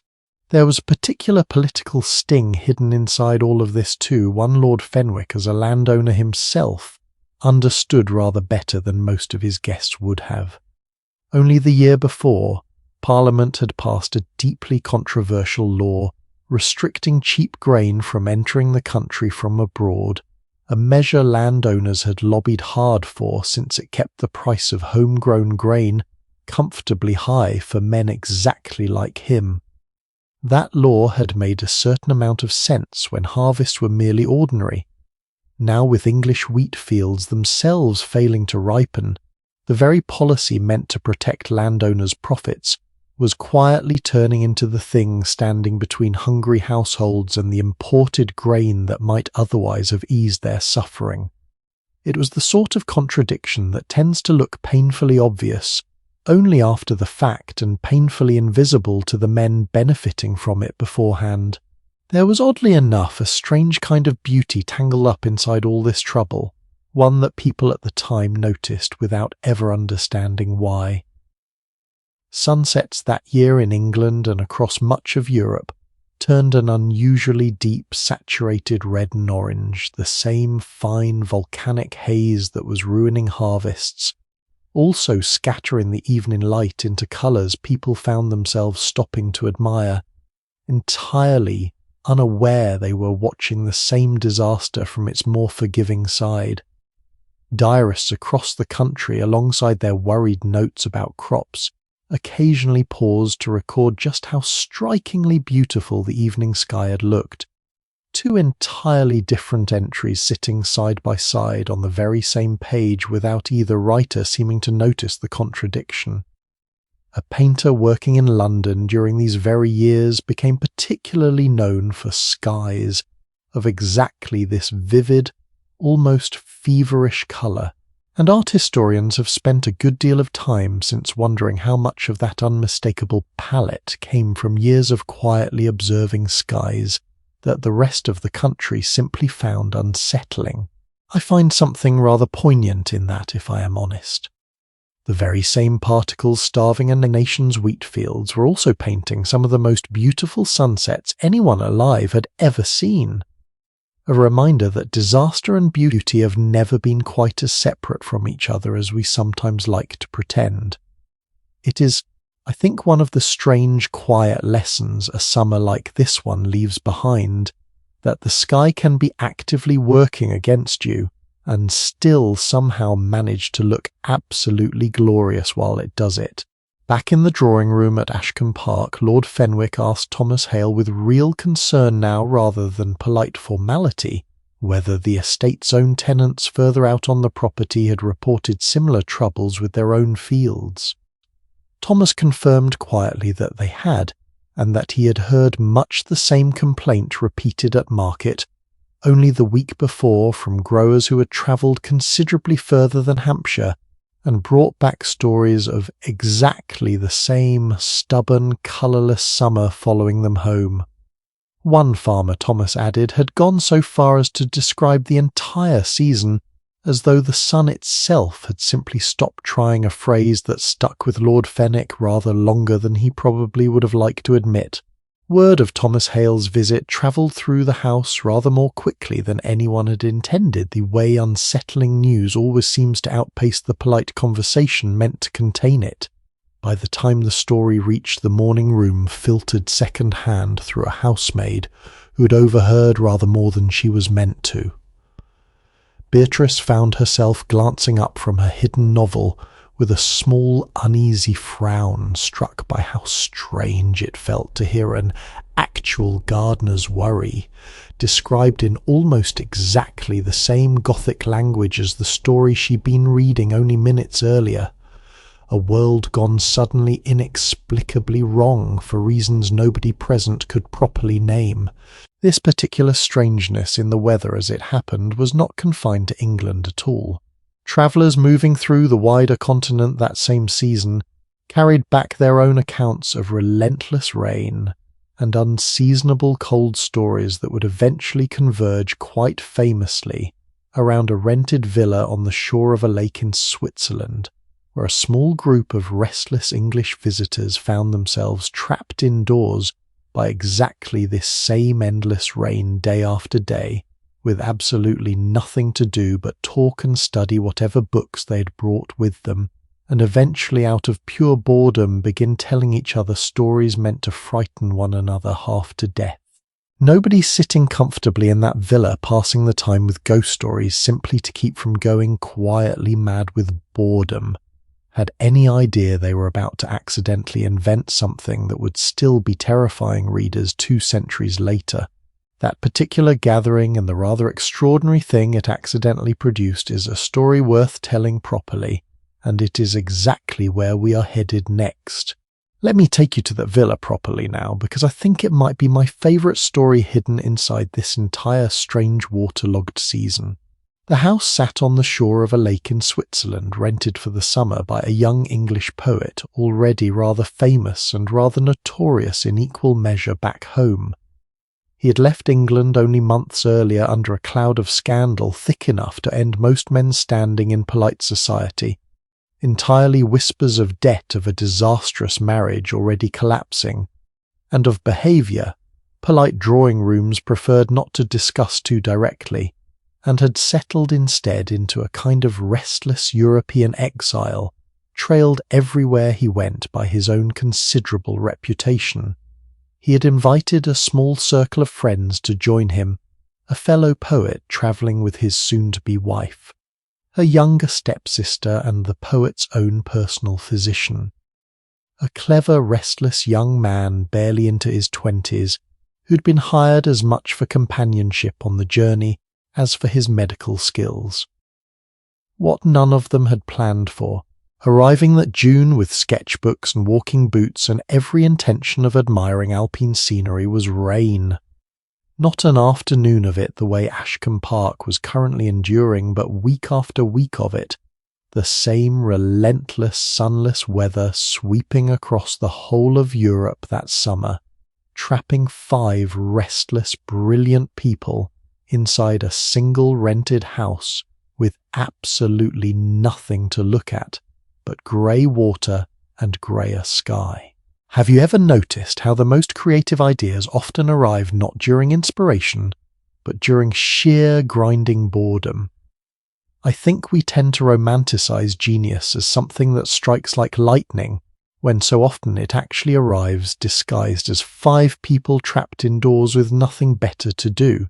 One evening, with the rain showing no sign of easing, someone in the group produced a slim volume of German ghost stories translated into French tales of phantom brides and animated portraits and travellers who met considerably more than they bargained for on lonely mountain roads, and the little party took turns reading them aloud by candlelight, each tale a little more delicious and unsettling than the last. Outside, thunder rolled across the lake in a way that must have felt to 5 people, already thoroughly spooked by their own reading material rather too perfectly timed to be entirely comfortable. By the time the last story ended, the poet who owned the house turned to the room with a proposal that must have sounded at the time like nothing more than a pleasant way to pass another rained-out evening. Each of them, he suggested, should attempt to write a ghost story of their own. Most of the group, if we are honest, rather quickly lost interest the way most of us do when a fun suggestion turns out to require actual sustained effort. The poet himself abandoned his effort after a few pages, more interested by most accounts in talking about writing a ghost story than in actually sitting down to produce one. His friend, the soon-to-be husband of the young woman in the group, wrote a fragment and set it aside as well. But 2 of the 5 kept going, and what those 2 eventually produced would go on to outlive every single person in that rented house by more than 2 centuries. The young woman, not yet 20 years old at the time, struggled for days to think of anything at all, listening each morning as the others cheerfully asked whether she had found her story yet, and each morning admitting with growing embarrassment that she had not.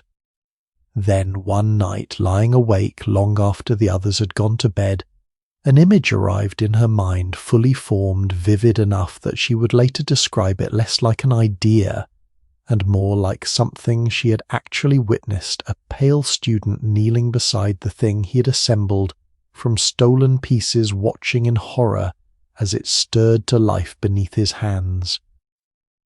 She began writing the next morning. What started as a short story for a rainy evening's amusement grew over the following months into a full novel published anonymously 2 years later, to no small controversy, a book that would eventually become one of the most famous stories ever written in the English language, still adapted, still argued over, still deeply unsettling readers a full 2 centuries after that single wet June evening gave it life. Can I share something I find rather moving about that particular detail? The single most famous monster in the whole of English literature was born essentially out of terrible weather, and a group of friends trying to entertain themselves on a rainy night, not so very different in its own way from what Ashcombe Park itself was quietly attempting at this very moment. There is a rather sharp footnote to that story worth mentioning, one that echoes something we touched on earlier this afternoon, in a rather quieter room upstairs. When the novel finally appeared in print, it carried no author's name at all, only a brief introduction written by the young woman's own soon-to-be husband. A great many readers and critics simply assumed without much hesitation that a man had written it, since a story so bleak and so unflinching about ambition, creation and consequence did not, in their opinion, sound like the work of a young woman barely out of her teens. It would be several years before her name was properly attached to the book at all, a quiet, frustrating echo of exactly the kind of assumption that same sharp-eyed writer of the previous generation had spent her own career arguing against, that a woman's mind was somehow smaller, softer, and less capable of genuine darkness than a man's. The young doctor in that same party did not fare quite so poorly himself either. Working from a fragment the poet host had begun, and then abandoned, he crafted his own tale of a charming aristocratic gentleman who travelled through polite society by day while secretly draining the life from those closest to him by night. Cultured, seductive, and utterly merciless beneath a veneer of perfect manners. When his story was eventually published a few years later, it was in one of publishing's more amusing accidents, initially credited to the famous poet himself, rather than to the young physician who had actually written it. A mistake the poet found rather more embarrassing than flattering, given some rather pointed resemblances between the story's charming villain and the poet's own well-known reputation. The young doctor sadly would not live to see his small, strange invention grow into anything like the legacy it eventually became, his own life ending only a few years later, considerably shorter and considerably harder than the immortal creature he had left behind on the page. That story, largely forgotten by name today, quietly invented an entire archetype. The elegant aristocratic vampire decades before a rather more famous Transylvanian count would walk onto the literary stage and claim all the credit for an idea that had actually started with a bored young doctor and a very long rainy evening beside a Swiss lake. I find something almost delicious about that particular irony. Two of the most enduring monsters in the whole of Western storytelling, the reanimated corpse stitched together from stolen parts, and the seductive aristocratic vampire, were both quite literally invented out of boredom by young people stuck indoors with nothing better to do than frighten each other for entertainment. Has a small forgettable moment in your own life ever turned out years later to matter far more than it seemed to? At the time, I doubt any of us will accidentally invent an entire literary genre over a rainy weekend. But there is something rather comforting in knowing that the 5 people in that villa had absolutely no idea in the moment that anything remarkable was happening at all. It simply felt to them like a way of getting through a thoroughly miserable evening. Word of that peculiar brilliant summer travelled back to England rather more slowly than the weather itself had, filtering through literary circles over the following months and years, as both stories eventually found their way into print.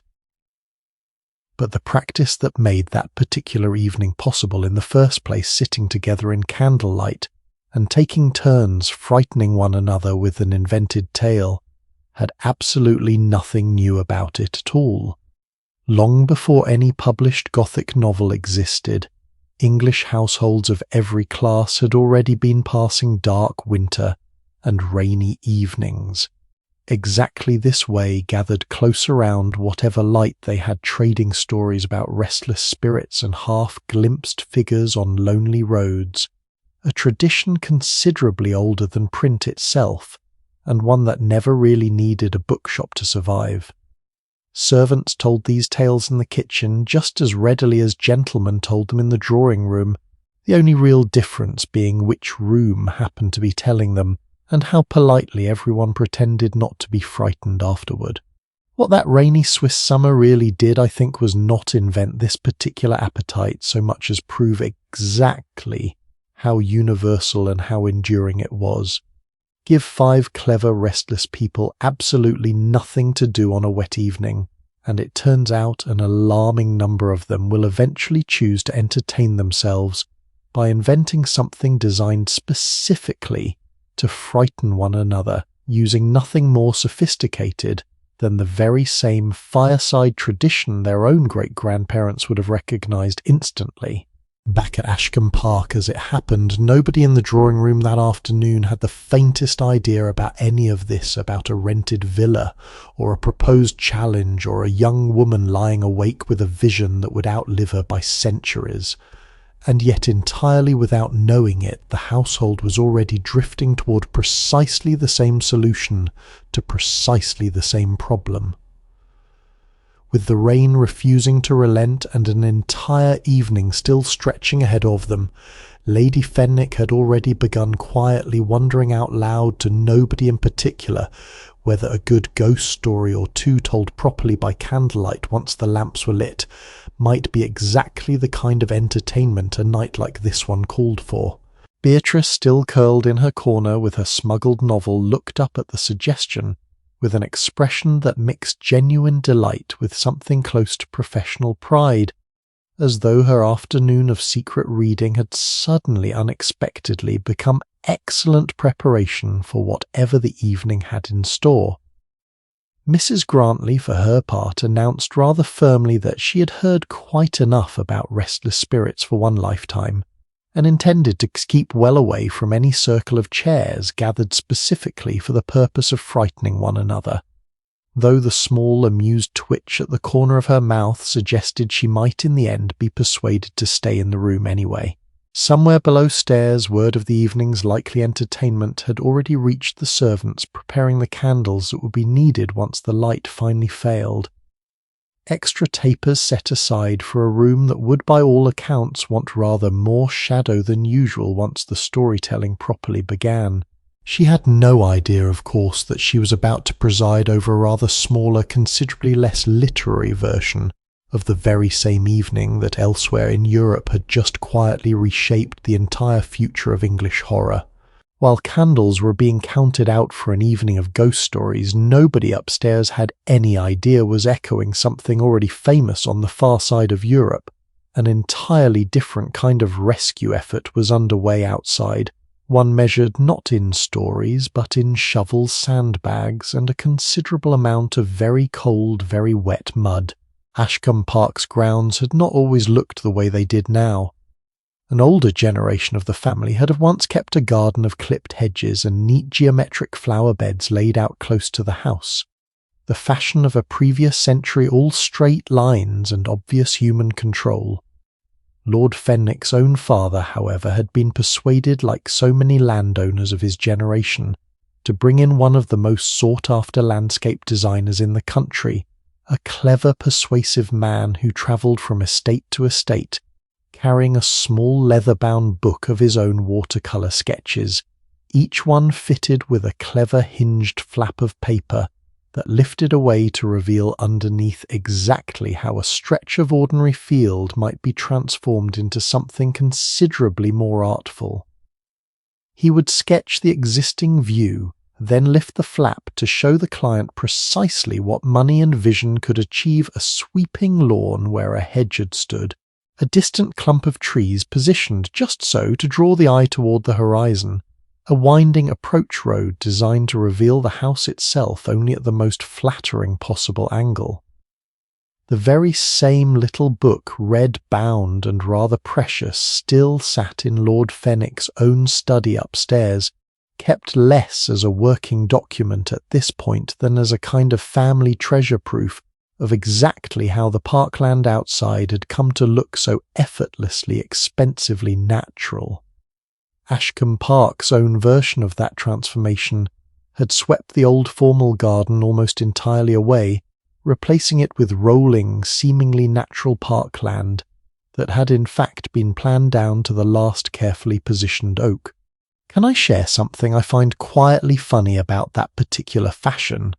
An entire generation of English landowners spent an absolute fortune making their gardens look as though nobody had spent any money on them at all, the artfully careless look being if anything considerably more expensive to achieve than the old, obviously manicured style it replaced. One particular feature of that newer design was currently causing Thomas Hale a great deal of trouble. Rather than fence off the parkland from grazing livestock with a visible wall or hedge, the fashionable solution of the previous decades had been a sunken ditch, invisible from the house, that kept sheep and cattle safely out of the pleasure grounds, while preserving an uninterrupted view all the way to the horizon. It was, when it worked properly, a rather elegant piece of engineering cleverly disguised right up until the moment an unsuspecting visitor nearly walked straight into it, at which point it tended to produce a startled little cry of surprise, and it was precisely that reaction repeated across enough embarrassed visitors over enough decades that eventually gave the feature its rather silly, entirely accurate name, since the sound most people actually made upon discovering one was something remarkably close to a sharp, surprised laugh. Today, that same clever ditch had filled almost entirely with rainwater, turning what should have been an invisible barrier into a genuine waterlogged hazard, and Thomas had already posted young Daniel at the nearest crossing point specifically to keep any wandering guest from discovering the hard way just how deep it had become. Have you ever had something specifically designed to be invisible suddenly become the most dangerous thing on the entire property? I imagine that particular irony has repeated itself in gardens across this country, more often than most owners would care to admit. Further into the walled kitchen garden, the situation facing the estate's small glass house had grown rather more serious than a simple case of stunted vegetables. Growing a pineapple in England, as it happened, was one of the most extravagant, faintly ridiculous obsessions of the entire era. An entire small industry built around forcing a fruit native to the warmth of South America to survive an English climate through nothing but sheer expense and stubbornness. The most dedicated households built entire specialized pits for the purpose, layering fresh manure with tanner's bark to generate a slow, steady heat. Through fermentation, essentially composting an entire fruit into existence over the better part of 2 years, the pit itself requiring constant careful monitoring, since too little heat left the plant to rot in the damp English air, and too much heat could scorch its roots just as thoroughly as an actual tropical drought never would have. A single successful pineapple could cost a household more all told than a skilled servant's yearly wages, which is precisely why fashionable hosts so often displayed one proudly at the centre of a dinner table, without ever actually intending to cut into it. Some families, in fact, were known to rent a pineapple for a single evening's entertaining, sending the very same fruit back to a specialist grower the following morning, still perfectly whole to be rented out again to somebody else's dinner party the following week. I find that particular detail almost too good to be true, and yet it is entirely real. Imagine spending the modern equivalent of a small fortune to briefly borrow a piece of fruit, purely so your dinner guests would believe for one evening that you were considerably wealthier than you actually were.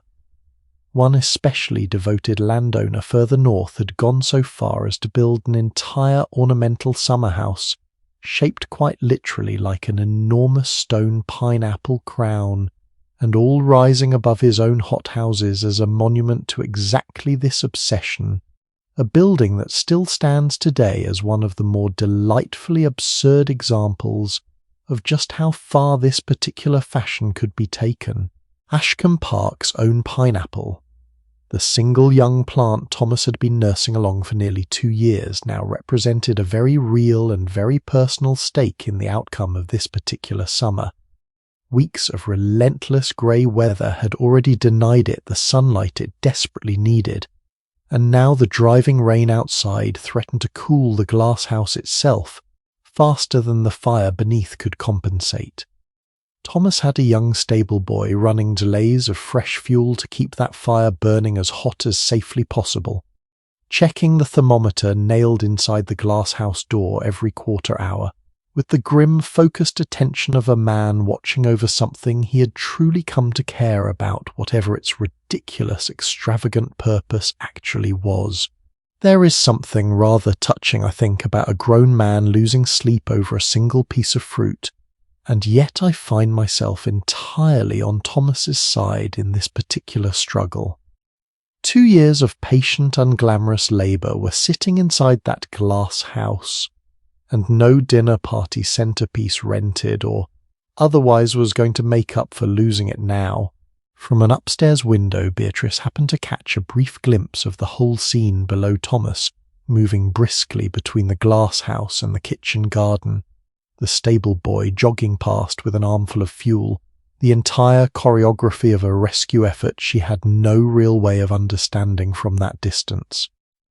She mentioned it idly to Mrs. Grantley, who glanced out at the grey dripping grounds and remarked with the flat practicality of a woman who had managed her own household gardens for decades, that a lawn always looked considerably more dramatic in the rain than it actually was in trouble.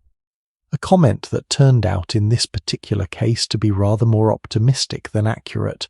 Beyond the kitchen garden, the ornamental lake down near the old cedar tree, the very spot where today's abandoned picnic should have unfolded, had risen high enough to lap uncomfortably close to the small boathouse at its edge. A gardener, normally responsible for trimming the shrubbery walks that curved artfully through the wilderness garden, had been reassigned entirely to watching the lake's water level, armed with nothing more sophisticated than a marked stick, driven into the mud at the shoreline, checking it every so often, the way a worried parent checks a sleeping child.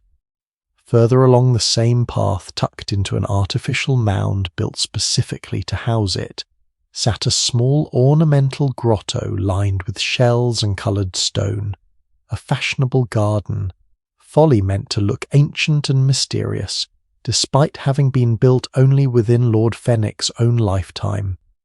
And by mid-afternoon it had begun quietly weeping water through its carefully mortared seams. The very dampness it had always been designed to merely suggest now becoming uncomfortably inconveniently real. Can I offer one small thought here? There is something almost poetic about a garden folly built to look like a naturally occurring ruin, actually beginning to fall apart under real weather, as though the landscape itself had decided to finally catch up with the fiction it had been asked to perform for so many pleasant dry afternoons before this one. By late afternoon, exhausted but not yet defeated, Thomas allowed himself a brief moment near the ha-ha to survey what remained of the grounds he had spent 2 decades shaping. The carefully engineered view toward the horizon, the one that clever designer's Red Book had promised his employer's father so many years ago, was currently obscured almost entirely behind a curtain of grey rain, every artful sight line rendered pointless by weather. No amount of careful landscaping could ever have accounted for. Water pooled in low patches across the lawn where none had ever gathered before, and the distant clump of trees positioned so precisely to draw the eye toward the horizon now simply dissolved into the same flat grey as everything else around it. He thought, standing there with rain running steadily off the brim of his hat, of every quiet decision that had gone into shaping this particular view. Decades of careful pruning and patient waiting for a young tree to grow into exactly the silhouette a long-dead designer had once sketched onto paper. None of it in this particular moment mattered in the slightest. The sky simply did not care what anyone had planned for it to look like. Have you ever watched something you had poured years of careful effort into simply surrender to a force considerably larger than your own patience? There is a particular kind of humility in that moment, watching weather undo in an afternoon what took decades to arrange, and I think Thomas felt every bit of it standing there by that flooded ditch. Further down the long gravel drive that connected the house to the road beyond the park gates, the same steady rain that had turned the ha-ha into a hazard was doing something rather more consequential to the ground beneath the carriages that occasionally needed to pass along it, softening the carefully raked surface into something considerably less trustworthy than it had appeared only that morning. And somewhere beyond even that flooded, half-drowned parkland along the muddy lane connecting Ashcombe Park to the wider world, a rather more urgent problem was quietly taking shape, one that had nothing to do with pineapples or ornamental lakes at all, but with letters, deliveries, and an estate's entire business grinding slowly, inexorably to a halt. Mr. Crane, the estate's land agent, had been watching the park gate since noon with the particular restlessness of a man whose entire working day depended on something that showed absolutely no sign of arriving. He was a neat, precise man in his middle years, the sort who kept his ledgers in a hand so tidy it might as well have been printed, and who generally prided himself on knowing at any given moment exactly where every letter, lease and shilling belonging to the estate currently stood. Today, for the first time in longer than he cared to admit, he found himself simply standing at a window, entirely unable to answer that particular question for himself. He managed Ashcombe Park's accounts, its tenant leases, and the endless quiet correspondence that kept a working estate solvent. And today of all days he had been expecting the mail coach carrying both the week's letters and rather more pressingly a delivery from the bank in London confirming a rather significant transfer of funds. By early afternoon, with no sign of it on the muddy lane beyond the gates, he had begun the same private arithmetic every man in his position eventually learns to do without quite meaning to, weighing exactly how many days a delay of this kind could stretch before it became a genuine problem rather than merely an inconvenient one. The mail coach itself, when it actually ran on schedule, was rather a marvel of the age, and I think it deserves a moment of real credit before we get to the part where it lets everyone down. A few decades earlier, a theatre manager turned reformer had convinced a sceptical government to hand mail delivery over to a fleet of fast, lightly loaded coaches, instead of the slow, easily robbed post riders that had carried it before, each coach guarded by an armed attendant running to a strict timetable and granted the right to pass through toll gates without stopping to pay, since nothing according to the new rules was permitted to slow the mail down. Fresh horses waited at coaching inns along every major route, swapped in within minutes, so the coach itself never needed to rest, and drivers took a genuine competitive pride in shaving minutes off a run that had only a generation earlier seemed impossibly fast to begin with. It worked remarkably well. Journeys that had once taken the better part of a week could now be measured in a day or two, and an entire country grew quietly accustomed to trusting that a letter posted on Monday would, barring genuine catastrophe, reach its destination with almost mechanical reliability Have you ever built your whole sense of normal around a system working perfectly right up until the one day it simply does not? I think Mr. Crane understood, standing at that window watching an empty road, exactly how much quiet trust an entire country had placed in a handful of fast coaches and their punctual drivers. Genuine catastrophe, as it turned out, was precisely what today had delivered. The particular stretch of lane connecting Ashcombe Park's own gates to the nearest turnpike road was not strictly speaking anybody's official responsibility to maintain quite so carefully as the wider road network. Turnpike Trust's private companies, granted the right to charge tolls in exchange for keeping their stretch of road properly surfaced and drained, had transformed travel across large parts of the country over the previous decades, taking their rather practical name from the old spiked barrier, a turning pike that once blocked the road at each toll gate until the fee had been paid. A coach running along one of these well-maintained roads could make excellent time even in poor weather. The moment that same coach turned off the turnpike and onto an ordinary parish lane, however, all of that careful engineering simply stopped, and today, with hours of relentless rain behind it. The lane lead into Ashcombe Park had turned into something closer to a shallow moving stream than any road a coach and four could realistically attempt. This particular timing, Mr. Crane knew perfectly well, could hardly have been worse. The coming week marked one of the year's traditional rent days, the fixed dates scattered through the calendar like anchor points, when tenant farmers across the entire country settled their accounts with the landlords whose fields they worked. Several of Ashcombe Park's own tenants had letters waiting to be sent, regarding exactly this business adjustments requested on account of the ruined harvest Thomas Hale had described only hours earlier, requests that needed answering promptly if they were to be resolved before the actual rent day arrived. One tenant farmer, in fact, had made the journey up to the house on foot that very afternoon, boots caked to the ankle, specifically to speak with Mr. Crane in person about exactly this worry, only to be told with genuine sympathy that nothing could be confirmed in writing until the post itself resumed. The man had trudged back down the same ruined lane he had just climbed, no better informed than when he arrived. His shoulders set in the particular resigned slump of someone who had hoped, however unrealistically, that a personal visit might somehow succeed where a delayed letter could not.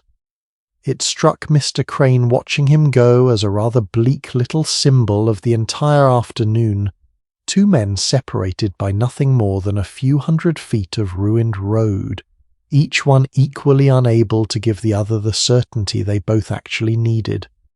With the male unable to move in either direction, that entire delicate negotiation now sat frozen in place, waiting on weather that showed no particular interest in cooperating with anyone's calendar. Can I share a thought here that I find rather striking?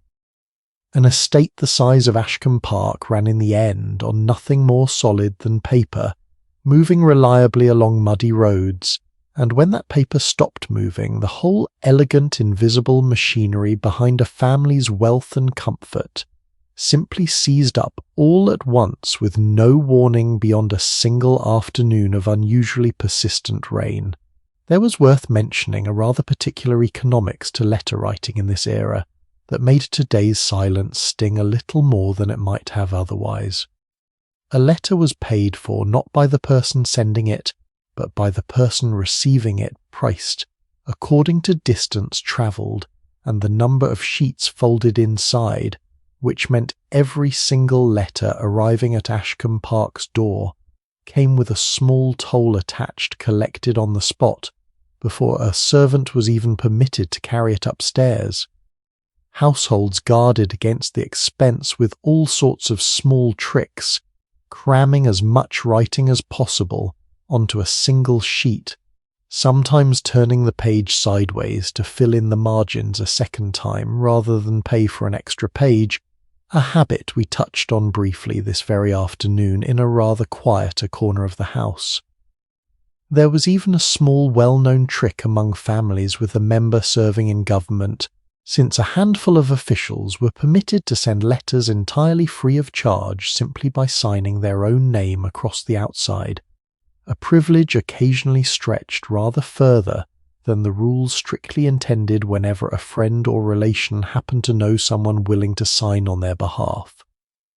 Today, of course, none of that particular thrift mattered in the slightest, since there was for the moment nothing at all arriving to be paid for. Would it surprise you to learn that receiving a letter in this era could truly cost someone a meaningful sum of money rather than nothing at all?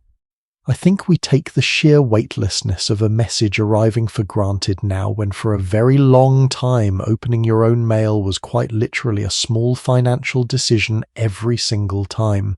Mrs. Wren down in the kitchen felt this particular absence rather more personally than most. She'd been expecting, along with the regular post, that week's newspaper from town carrying, among the usual mix of politics and gossip, the latest reported prices for grain and flour from markets considerably larger than the one Ashcombe Park's own steward attended.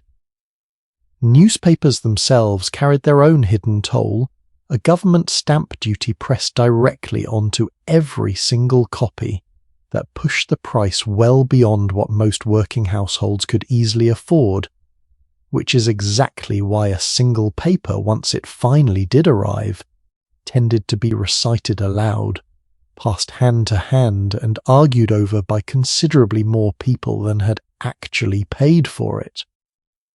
With harvests already failing across the wider country, as we discussed only a short while ago, those grain prices had become rather more than idle reading, and their absence today left the whole household guessing at exactly how much worse things might already have become in the markets that mattered most to a kitchen, trying to keep an estate properly fed through what was shaping up to be a thoroughly difficult year. Mr. Crane finally abandoned his post at the window, sometime in the middle of the afternoon, resigned to the fact that whatever the coach was carrying, London bank transfer included, would simply have to wait for roads willing to cooperate. He found Lord Fenwick in the study, informed him with the particular calm of a man who had clearly rehearsed the sentence on his way there, that no post would be arriving today, and watched his employer take the news rather better than he had privately expected. "Then nothing further can be decided today," Lord Fenwick said, setting down the pen he'd been holding rather uselessly for the better part of an hour. "Which means, I suppose, that this house officially belongs entirely to itself until morning." Mr. Crane allowed himself the smallest, most private smile at that, the particular relief of a careful man finally given official permission to stop worrying about something that had in any case been entirely beyond his control since roughly the moment the first drop of rain had struck the stable yard that morning. He gathered his unused ledger, bid his employer a good afternoon, and set off toward his own quarters with the unfamiliar, slightly disorienting sensation of an afternoon with truly nothing left on it to manage. There was something almost freeing in that small, resigned admission. I think the exact moment a busy household finally stops fighting, the day it has actually been given, and simply surrenders to it instead. With no post coming, no visitors expected, and no business left to attend to Ashcombe Park's remaining hours, belonged for the first time all day entirely to the people already standing inside it. And as the light outside finally began to soften toward evening, that same realization was quietly spreading through every room in the house, drawing family and guests alike toward exactly the kind of evening a day like this one had been building toward, from the very first drop of rain. By the time the candles were finally lit throughout the drawing room, something in the whole house had shifted, the particular loosening that happens once every last obligation of a difficult day has quietly been set down. These were the good candles, proper beeswax, rather than the cheaper, smokier tallow kind burned in less visible corners of the house, chosen specifically for evenings when guests would actually be sitting close enough to notice, and their clean, steady light gave the whole room a soft golden warmth that made the last of the daylight rain outside the windows feel for the first time all day almost cozy rather than simply miserable. Somewhere down the corridor, the last of the day's business had finally been set aside, ledgers closed, letters abandoned until roads improved, and for the first evening in longer than anyone at Ashcombe Park could quite remember, absolutely nobody in the house had anywhere else they were meant to be. Lady Fenwick, true to the idea that had first crossed her mind that afternoon, opened the evening with a ghost story of her own, one passed down through her husband's family for longer than anyone could quite trace, concerning a former mistress of Ashcombe Park said to walk the long gallery on nights when the gale ran particularly high. Searching the story went for a ring she had lost somewhere beneath the floorboards 2 centuries earlier. It was not by any measure a masterpiece of invention. It relied on exactly the same creaking door and guttering candle that every family ghost story relies on. She told it well nonetheless, pausing in all the right places, lowering her voice at exactly the moment the story called for it. Clearly not her first time performing this particular piece for a captive audience, and yet told by firelight to a room already thoroughly unsettled by an entire day of strange weather, it did precisely what it was meant to do, raising a satisfying little shiver around the room, and prompting Sir Thomas Pride to insist rather too loudly that he had never for one moment believed in such nonsense, an insistence considerably undercut by how quickly he had glanced over his own shoulder toward the darkened corridor beyond the door. Have you ever noticed how a story you already know by heart can still manage to raise the hair on your arms, simply because of who is telling it and how dark the room happens to be? At the time, I think that particular magic has very little to do with originality, and almost everything to do with atmosphere. Once the last story had properly done its work, the evening began quite naturally to shift toward music, since a room full of guests freshly spooked by ghost stories tends to want rather quickly something to lighten the mood again. One of the younger ladies present was persuaded after the customary round of polite protest that any accomplished young woman of this era was more or less required to perform before actually agreeing to take her place at the pianoforte in the corner. Her hands trembled visibly over the keys for the first few bars, the particular nervousness of someone who had practiced a piece countless times alone in a quiet room, and was now performing it for the first time in front of an audience, actually watching her fingers rather than simply listening politely from another room. By the second page, though, she had settled into something closer to genuine confidence, and the small, appreciative murmur that rippled through the room by the time she finished suggested the nerves had in the end been rather unnecessary. Here is a small detail about musical evenings like this one that I find rather sweet and that modern audiences might easily miss entirely. A lady performing at the pianoforte needed someone standing close beside her to turn the pages of her sheet music at precisely the right moment, since both her hands were rather obviously occupied elsewhere. This small practical necessity had over the years quietly become one of the only respectable excuses available for a young gentleman to stand in close, sustained proximity to a young lady for several minutes at a stretch, near enough to see the exact page she was working from. Near enough, if we are honest, to notice considerably more about her than the sheet music strictly required. A gentleman who turned the page even a half-second too early or too late risked a small private glare that no observer across the room would ever have noticed, and the whole silent negotiation of timing it correctly required a kind of attentiveness that, whatever it looked like from the outside, had very little to do with music. Julian Ashford, who had spent most of the earlier billiard game leaning against a wall, rather than actually playing, volunteered for the task with a promptness that did not entirely escape Lady Fenwick's notice. Beatrice, seated nearby with her own needlework abandoned in her lap, watched the small ordinary courtesy unfold with rather more interest than the moment strictly warranted, and found herself, not for the first time that day, thinking about a particular slim volume of poetry she'd heard mentioned at dinner the previous evening. Can I share a small observation here? So much of courtship in this era ran entirely through borrowed excuses just like this one. A page needing to be turned, a partner needing to be found for cards, a chaperone conveniently glancing elsewhere at exactly the right moment. Nobody involved was ever required to say anything the least bit forward. The excuse simply did all the talking. Once the music finished to warm genuine applause, the room reorganized itself around several small tables for cards, and here the evening's true social engineering began in earnest. Whist was the game of choice in nearly every drawing room in the country.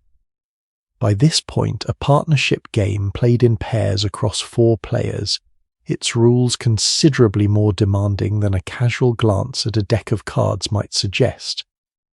Much of that seriousness traced back to a rather dry little instructional book published decades earlier by a barrister with a genuine passion for the game, whose careful, methodical breakdown of proper strategy became so widely trusted that people started settling arguments at the card table simply by asking whether a play had been made correctly according to his rules, a phrase that remarkably still survives in everyday language today whenever someone wants to insist a thing was done exactly by the book.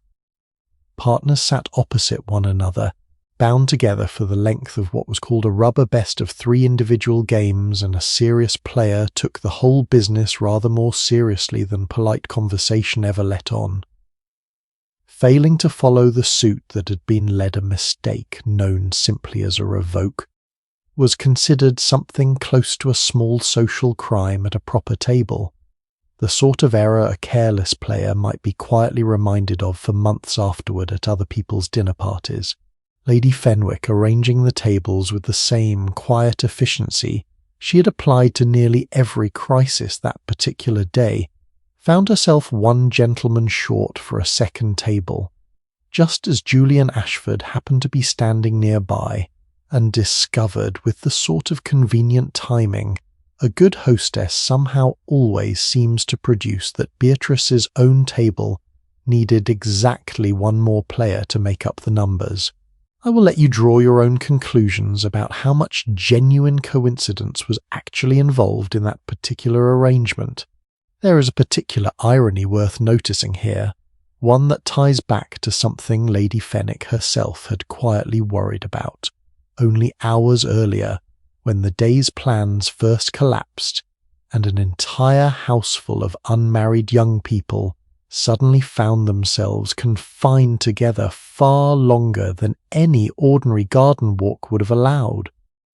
That same confinement, so carefully monitored all afternoon, had by evening turned into precisely the kind of extended, unhurried closeness a 15-minute morning call could never have produced 2 young people learning rather more about each other over a single card game than a whole season of brief, chaperoned encounters in a London drawing room might otherwise have managed. Seated across from one another, Beatrice and Julian settled into the comfortable low-stakes rhythm of a friendly game, playing for nothing more serious than a small pile of dried beans, standing in for real money, since whist for actual coin was considered in mixed company, at least rather too close to the sort of serious gambling reserved for the billiard room. Between hands, conversation drifted as conversation between 2 young people who had each been quietly noticing the other all day, tends to drift toward books, and from books toward a rather animated disagreement about whether a novel ought to end happily or honestly, Beatrice arguing firmly for happily Julian, with the particular seriousness of a man who has clearly thought about this exact question, rather a lot arguing just as firmly for honestly. At one point he mentioned rather too casually to be entirely convincing that he happened to have a rather good novel of his own sitting upstairs in his trunk, one she might find interesting should she ever find herself with an idle hour to spare. Beatrice, who had spent the better part of the afternoon hiding precisely this kind of book beneath a volume of sermons, informed him with perfect composure that she rarely had an idle hour to spare, though she supposed she might on this particular occasion make an exception. Neither one of them, I should mention, was paying anywhere near as much attention to the actual cards as good play strictly required, a fact their shared partner across the table noticed, with visible, barely concealed amusement. There is something rather lovely, I think, about watching two people fall into easy conversation entirely by accident thrown together, not by any grand romantic gesture, but by a hostess needing to fill a fourth chair at a card table. Most real affection, in my experience, tends to begin in exactly this kind of unglamorous, practical way. Two people simply placed near each other, often enough that eventually, almost without either one quite deciding to, they start paying attention. Has something like that ever happened to you, a friendship or an affection that began purely by accident through nothing grander than proximity and a bit of ordinary bad luck involving seating arrangements? By the time the tea tray was finally carried in considerably later than usual, given everything the day had already asked of the household, the storm outside had softened into something closer to a steady, gentle patter against the windows, no longer the furious downpour that had cancelled a picnic, ruined a set of silk slippers, and very nearly drowned a struggling pineapple. Mrs. Grantley, glancing up from her own quiet game at the next table, caught sight of Beatrice laughing at something Julian had just said, and allowed herself this time an entirely unguarded smile, setting down a stitch she had been working on all evening, as though even her plain, practical needlework could wait a moment longer for something considerably more interesting to watch instead. Outside, for the first time in what felt like the better part of a lifetime, a single patch of paler grey had begun working its way into the western sky, faint and uncertain, but undeniably finally there. By the time the last hand of whist had been played and the final ghost story properly retired for the night, the rain outside Ashcombe Park had stopped entirely so quietly that nobody in the drawing room could have told you the exact moment it happened. Thomas Hale noticed first, as he so often seemed to that particular day, walking the last circuit of the grounds before finally allowing himself to go to bed. He paused near the very spot by the ha-ha where he had stood only hours earlier, watching his carefully shaped view dissolve into grey, and found instead a sky doing something it had not managed since well before dawn. A handful of stars had pushed through a gap in the retreating cloud, faint and uncertain the way a nervous guest might peer around a door before deciding whether the room was actually safe to enter. The air smelled for the first time all day of wet earth settling, rather than more rain arriving, that particular clean mineral scent a garden gives off only once a storm has truly finished with it.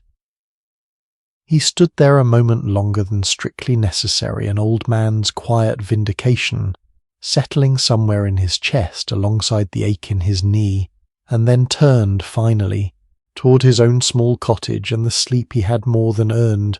I find something rather fitting in that, honestly, that the same man who had first sensed this whole extraordinary day coming was also the one still awake to watch it properly end. Up at the great house, the brass barometer in the entrance hall still pointed exactly where it had pointed that morning, having never once budged from its confident, entirely mistaken promise of fair weather. Nobody had bothered to touch it all day. It seemed somehow a rather fitting way for this particular instrument to spend an afternoon it had gotten so thoroughly spectacularly wrong. Inside the house, the evening was folding itself down in the particular way a large household always does after a long day, one small task at a time. Mrs. Wren, having finally fed every guest and family member currently under Ashcombe Park's roof, sat down at last to her own supper, considerably later and considerably colder than anything that had left her kitchen that day, and ate it standing at the corner of her own work table because every chair nearby had somehow accumulated a stack of things needing to be put away before morning.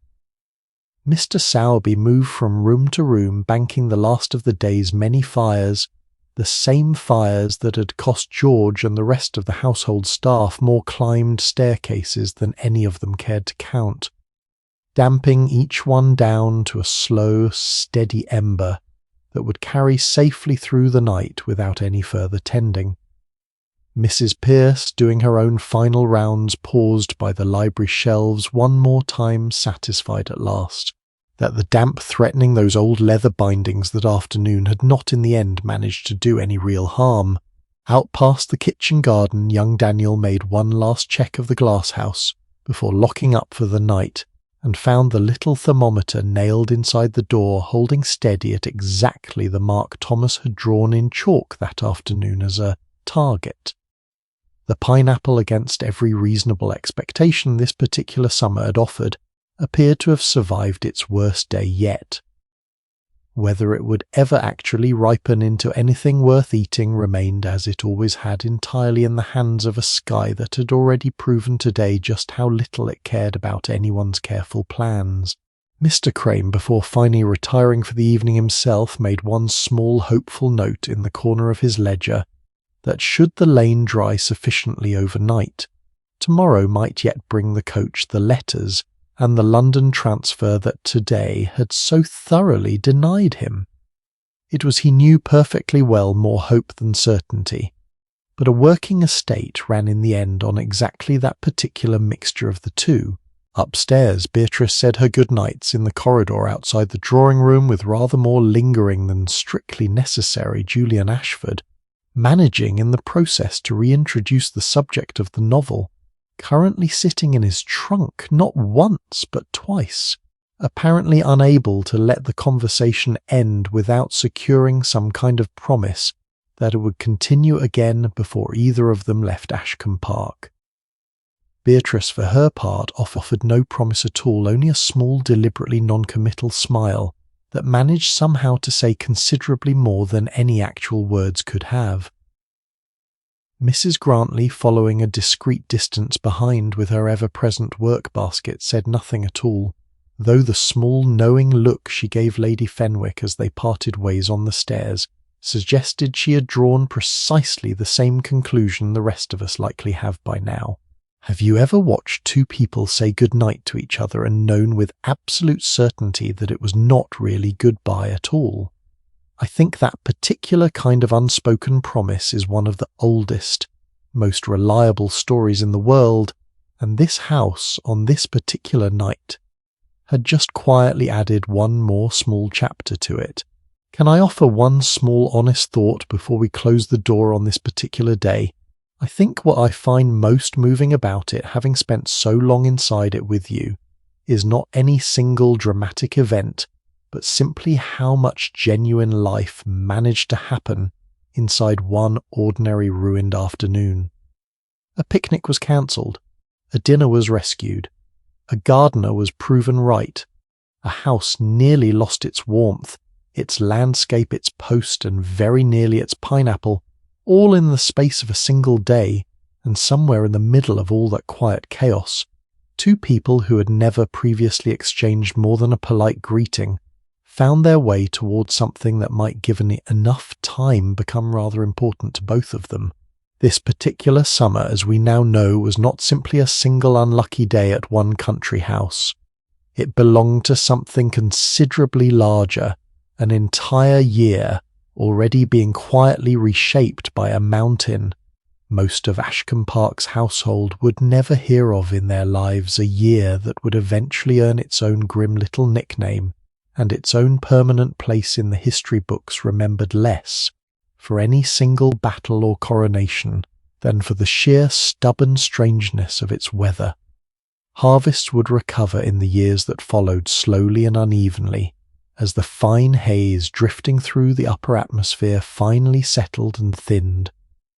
But for one particular season, an entire hemisphere had been quietly reminded of something we tend to forget in more comfortable years. that all our careful plans, our elegant gardens, our punctual mail coaches, and our confident almanacs rest in the end on a sky that owes us absolutely nothing. Somewhere on the shore of a lake in Switzerland this very same season, a young woman was still only a few months into writing a story about a scientist and the creature he could not bring himself to love, with absolutely no idea that her rainy summer's amusement would still be terrifying readers 2 centuries later. Ashcombe Park's own small ghost story told by firelight to an audience of family and guests would never travel nearly so far. And yet I find something rather comforting in knowing that the very same restless, rain-soaked energy that produced one of the most enduring novels in the English language also produced that same evening nothing more dramatic than a card game, a shared taste in books, and 2 young people quietly falling for each other by candlelight. Not every rainy afternoon needs to invent a monster to matter. Some of them only need to bring 2 people a little closer together than they were that morning. I think that is rather the whole point of a story like this one, if I am honest with you. History as it is usually told remembers kings and wars and the occasional volcano dramatic enough to earn its own name.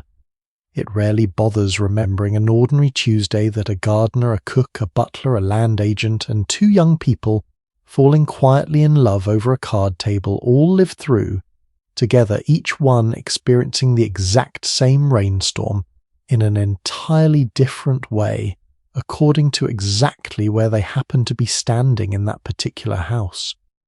A history book might spare this entire summer a single sentence, if it spares it anything at all. It would never think to mention a gardener's aching knee, a cook's rescued luncheon, a butler's 30 separate hearths, or a page turned at precisely the right moment beside a nervous young woman at a pianoforte. And yet I would argue, and I hope spending this much time inside a single afternoon with you has made the case rather well, that these are precisely the days worth remembering, because they are the ones that actually tell us how people lived rather than simply how they were governed. If you think back over everything this single afternoon actually contained, it is rather remarkable how much fit inside it. A quiet dawn warning nobody wanted to believe. A picnic lost within the hour. A kitchen fighting a battle nobody upstairs even noticed. A house divided between old chimneys and new. Snuff boxes and billiard cues on one side of the building, hidden novels and hemmed shirts on the other. A mountain on the far side of the world quietly deciding the fate of an English harvest. A villa in Switzerland giving birth to 2 monsters that would outlive everyone who invented them. A flooded garden, a stranded coach, and finally, almost as an afterthought, 2 people discovering they rather liked each other's company. Not bad, I think, for one single thoroughly ruined afternoon.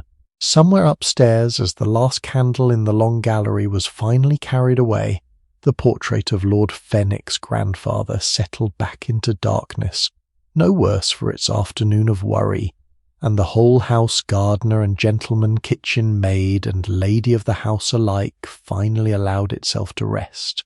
One by one the remaining candles throughout Ashcombe Park were carried up darkened staircases and blown out in quiet bedrooms until the great house sat in almost total darkness, for the first time since before dawn, broken only by the last of the banked fires glowing faintly behind their grates, and somewhere out past the kitchen garden, a single lit window in a small cottage where one tired, satisfied gardener had not quite managed to fall asleep, yet still listening out of nothing more than old habit for any sound of rain returning against his own small window. It never came. By the time he did finally drift off, the sky above Hampshire had cleared almost completely indifferent now to the very same fields and gardens it had spent the entire day so thoroughly rearranging. Thank you so very much for spending this quiet, rain-soaked afternoon with me. Whatever brought you here tonight, whatever kind of day or week you have had yourself, I hope these few hours inside Ashcombe Park gave you somewhere gentle to rest your mind for a little while. If you found even a small piece of yourself somewhere inside this story, whether in a gardener's stubborn instincts, a cook's exhausted pride, or two people quietly falling for each other over a deck of cards, I could not be more grateful you chose to spend this time here with me. There are so many more of these ordinary, extraordinary days still waiting to be told. Other houses, other storms, other quiet moments, history never thought to write down, and I would love nothing more than to share the next one with you very soon. Until then, sleep well, rest easy, and good night.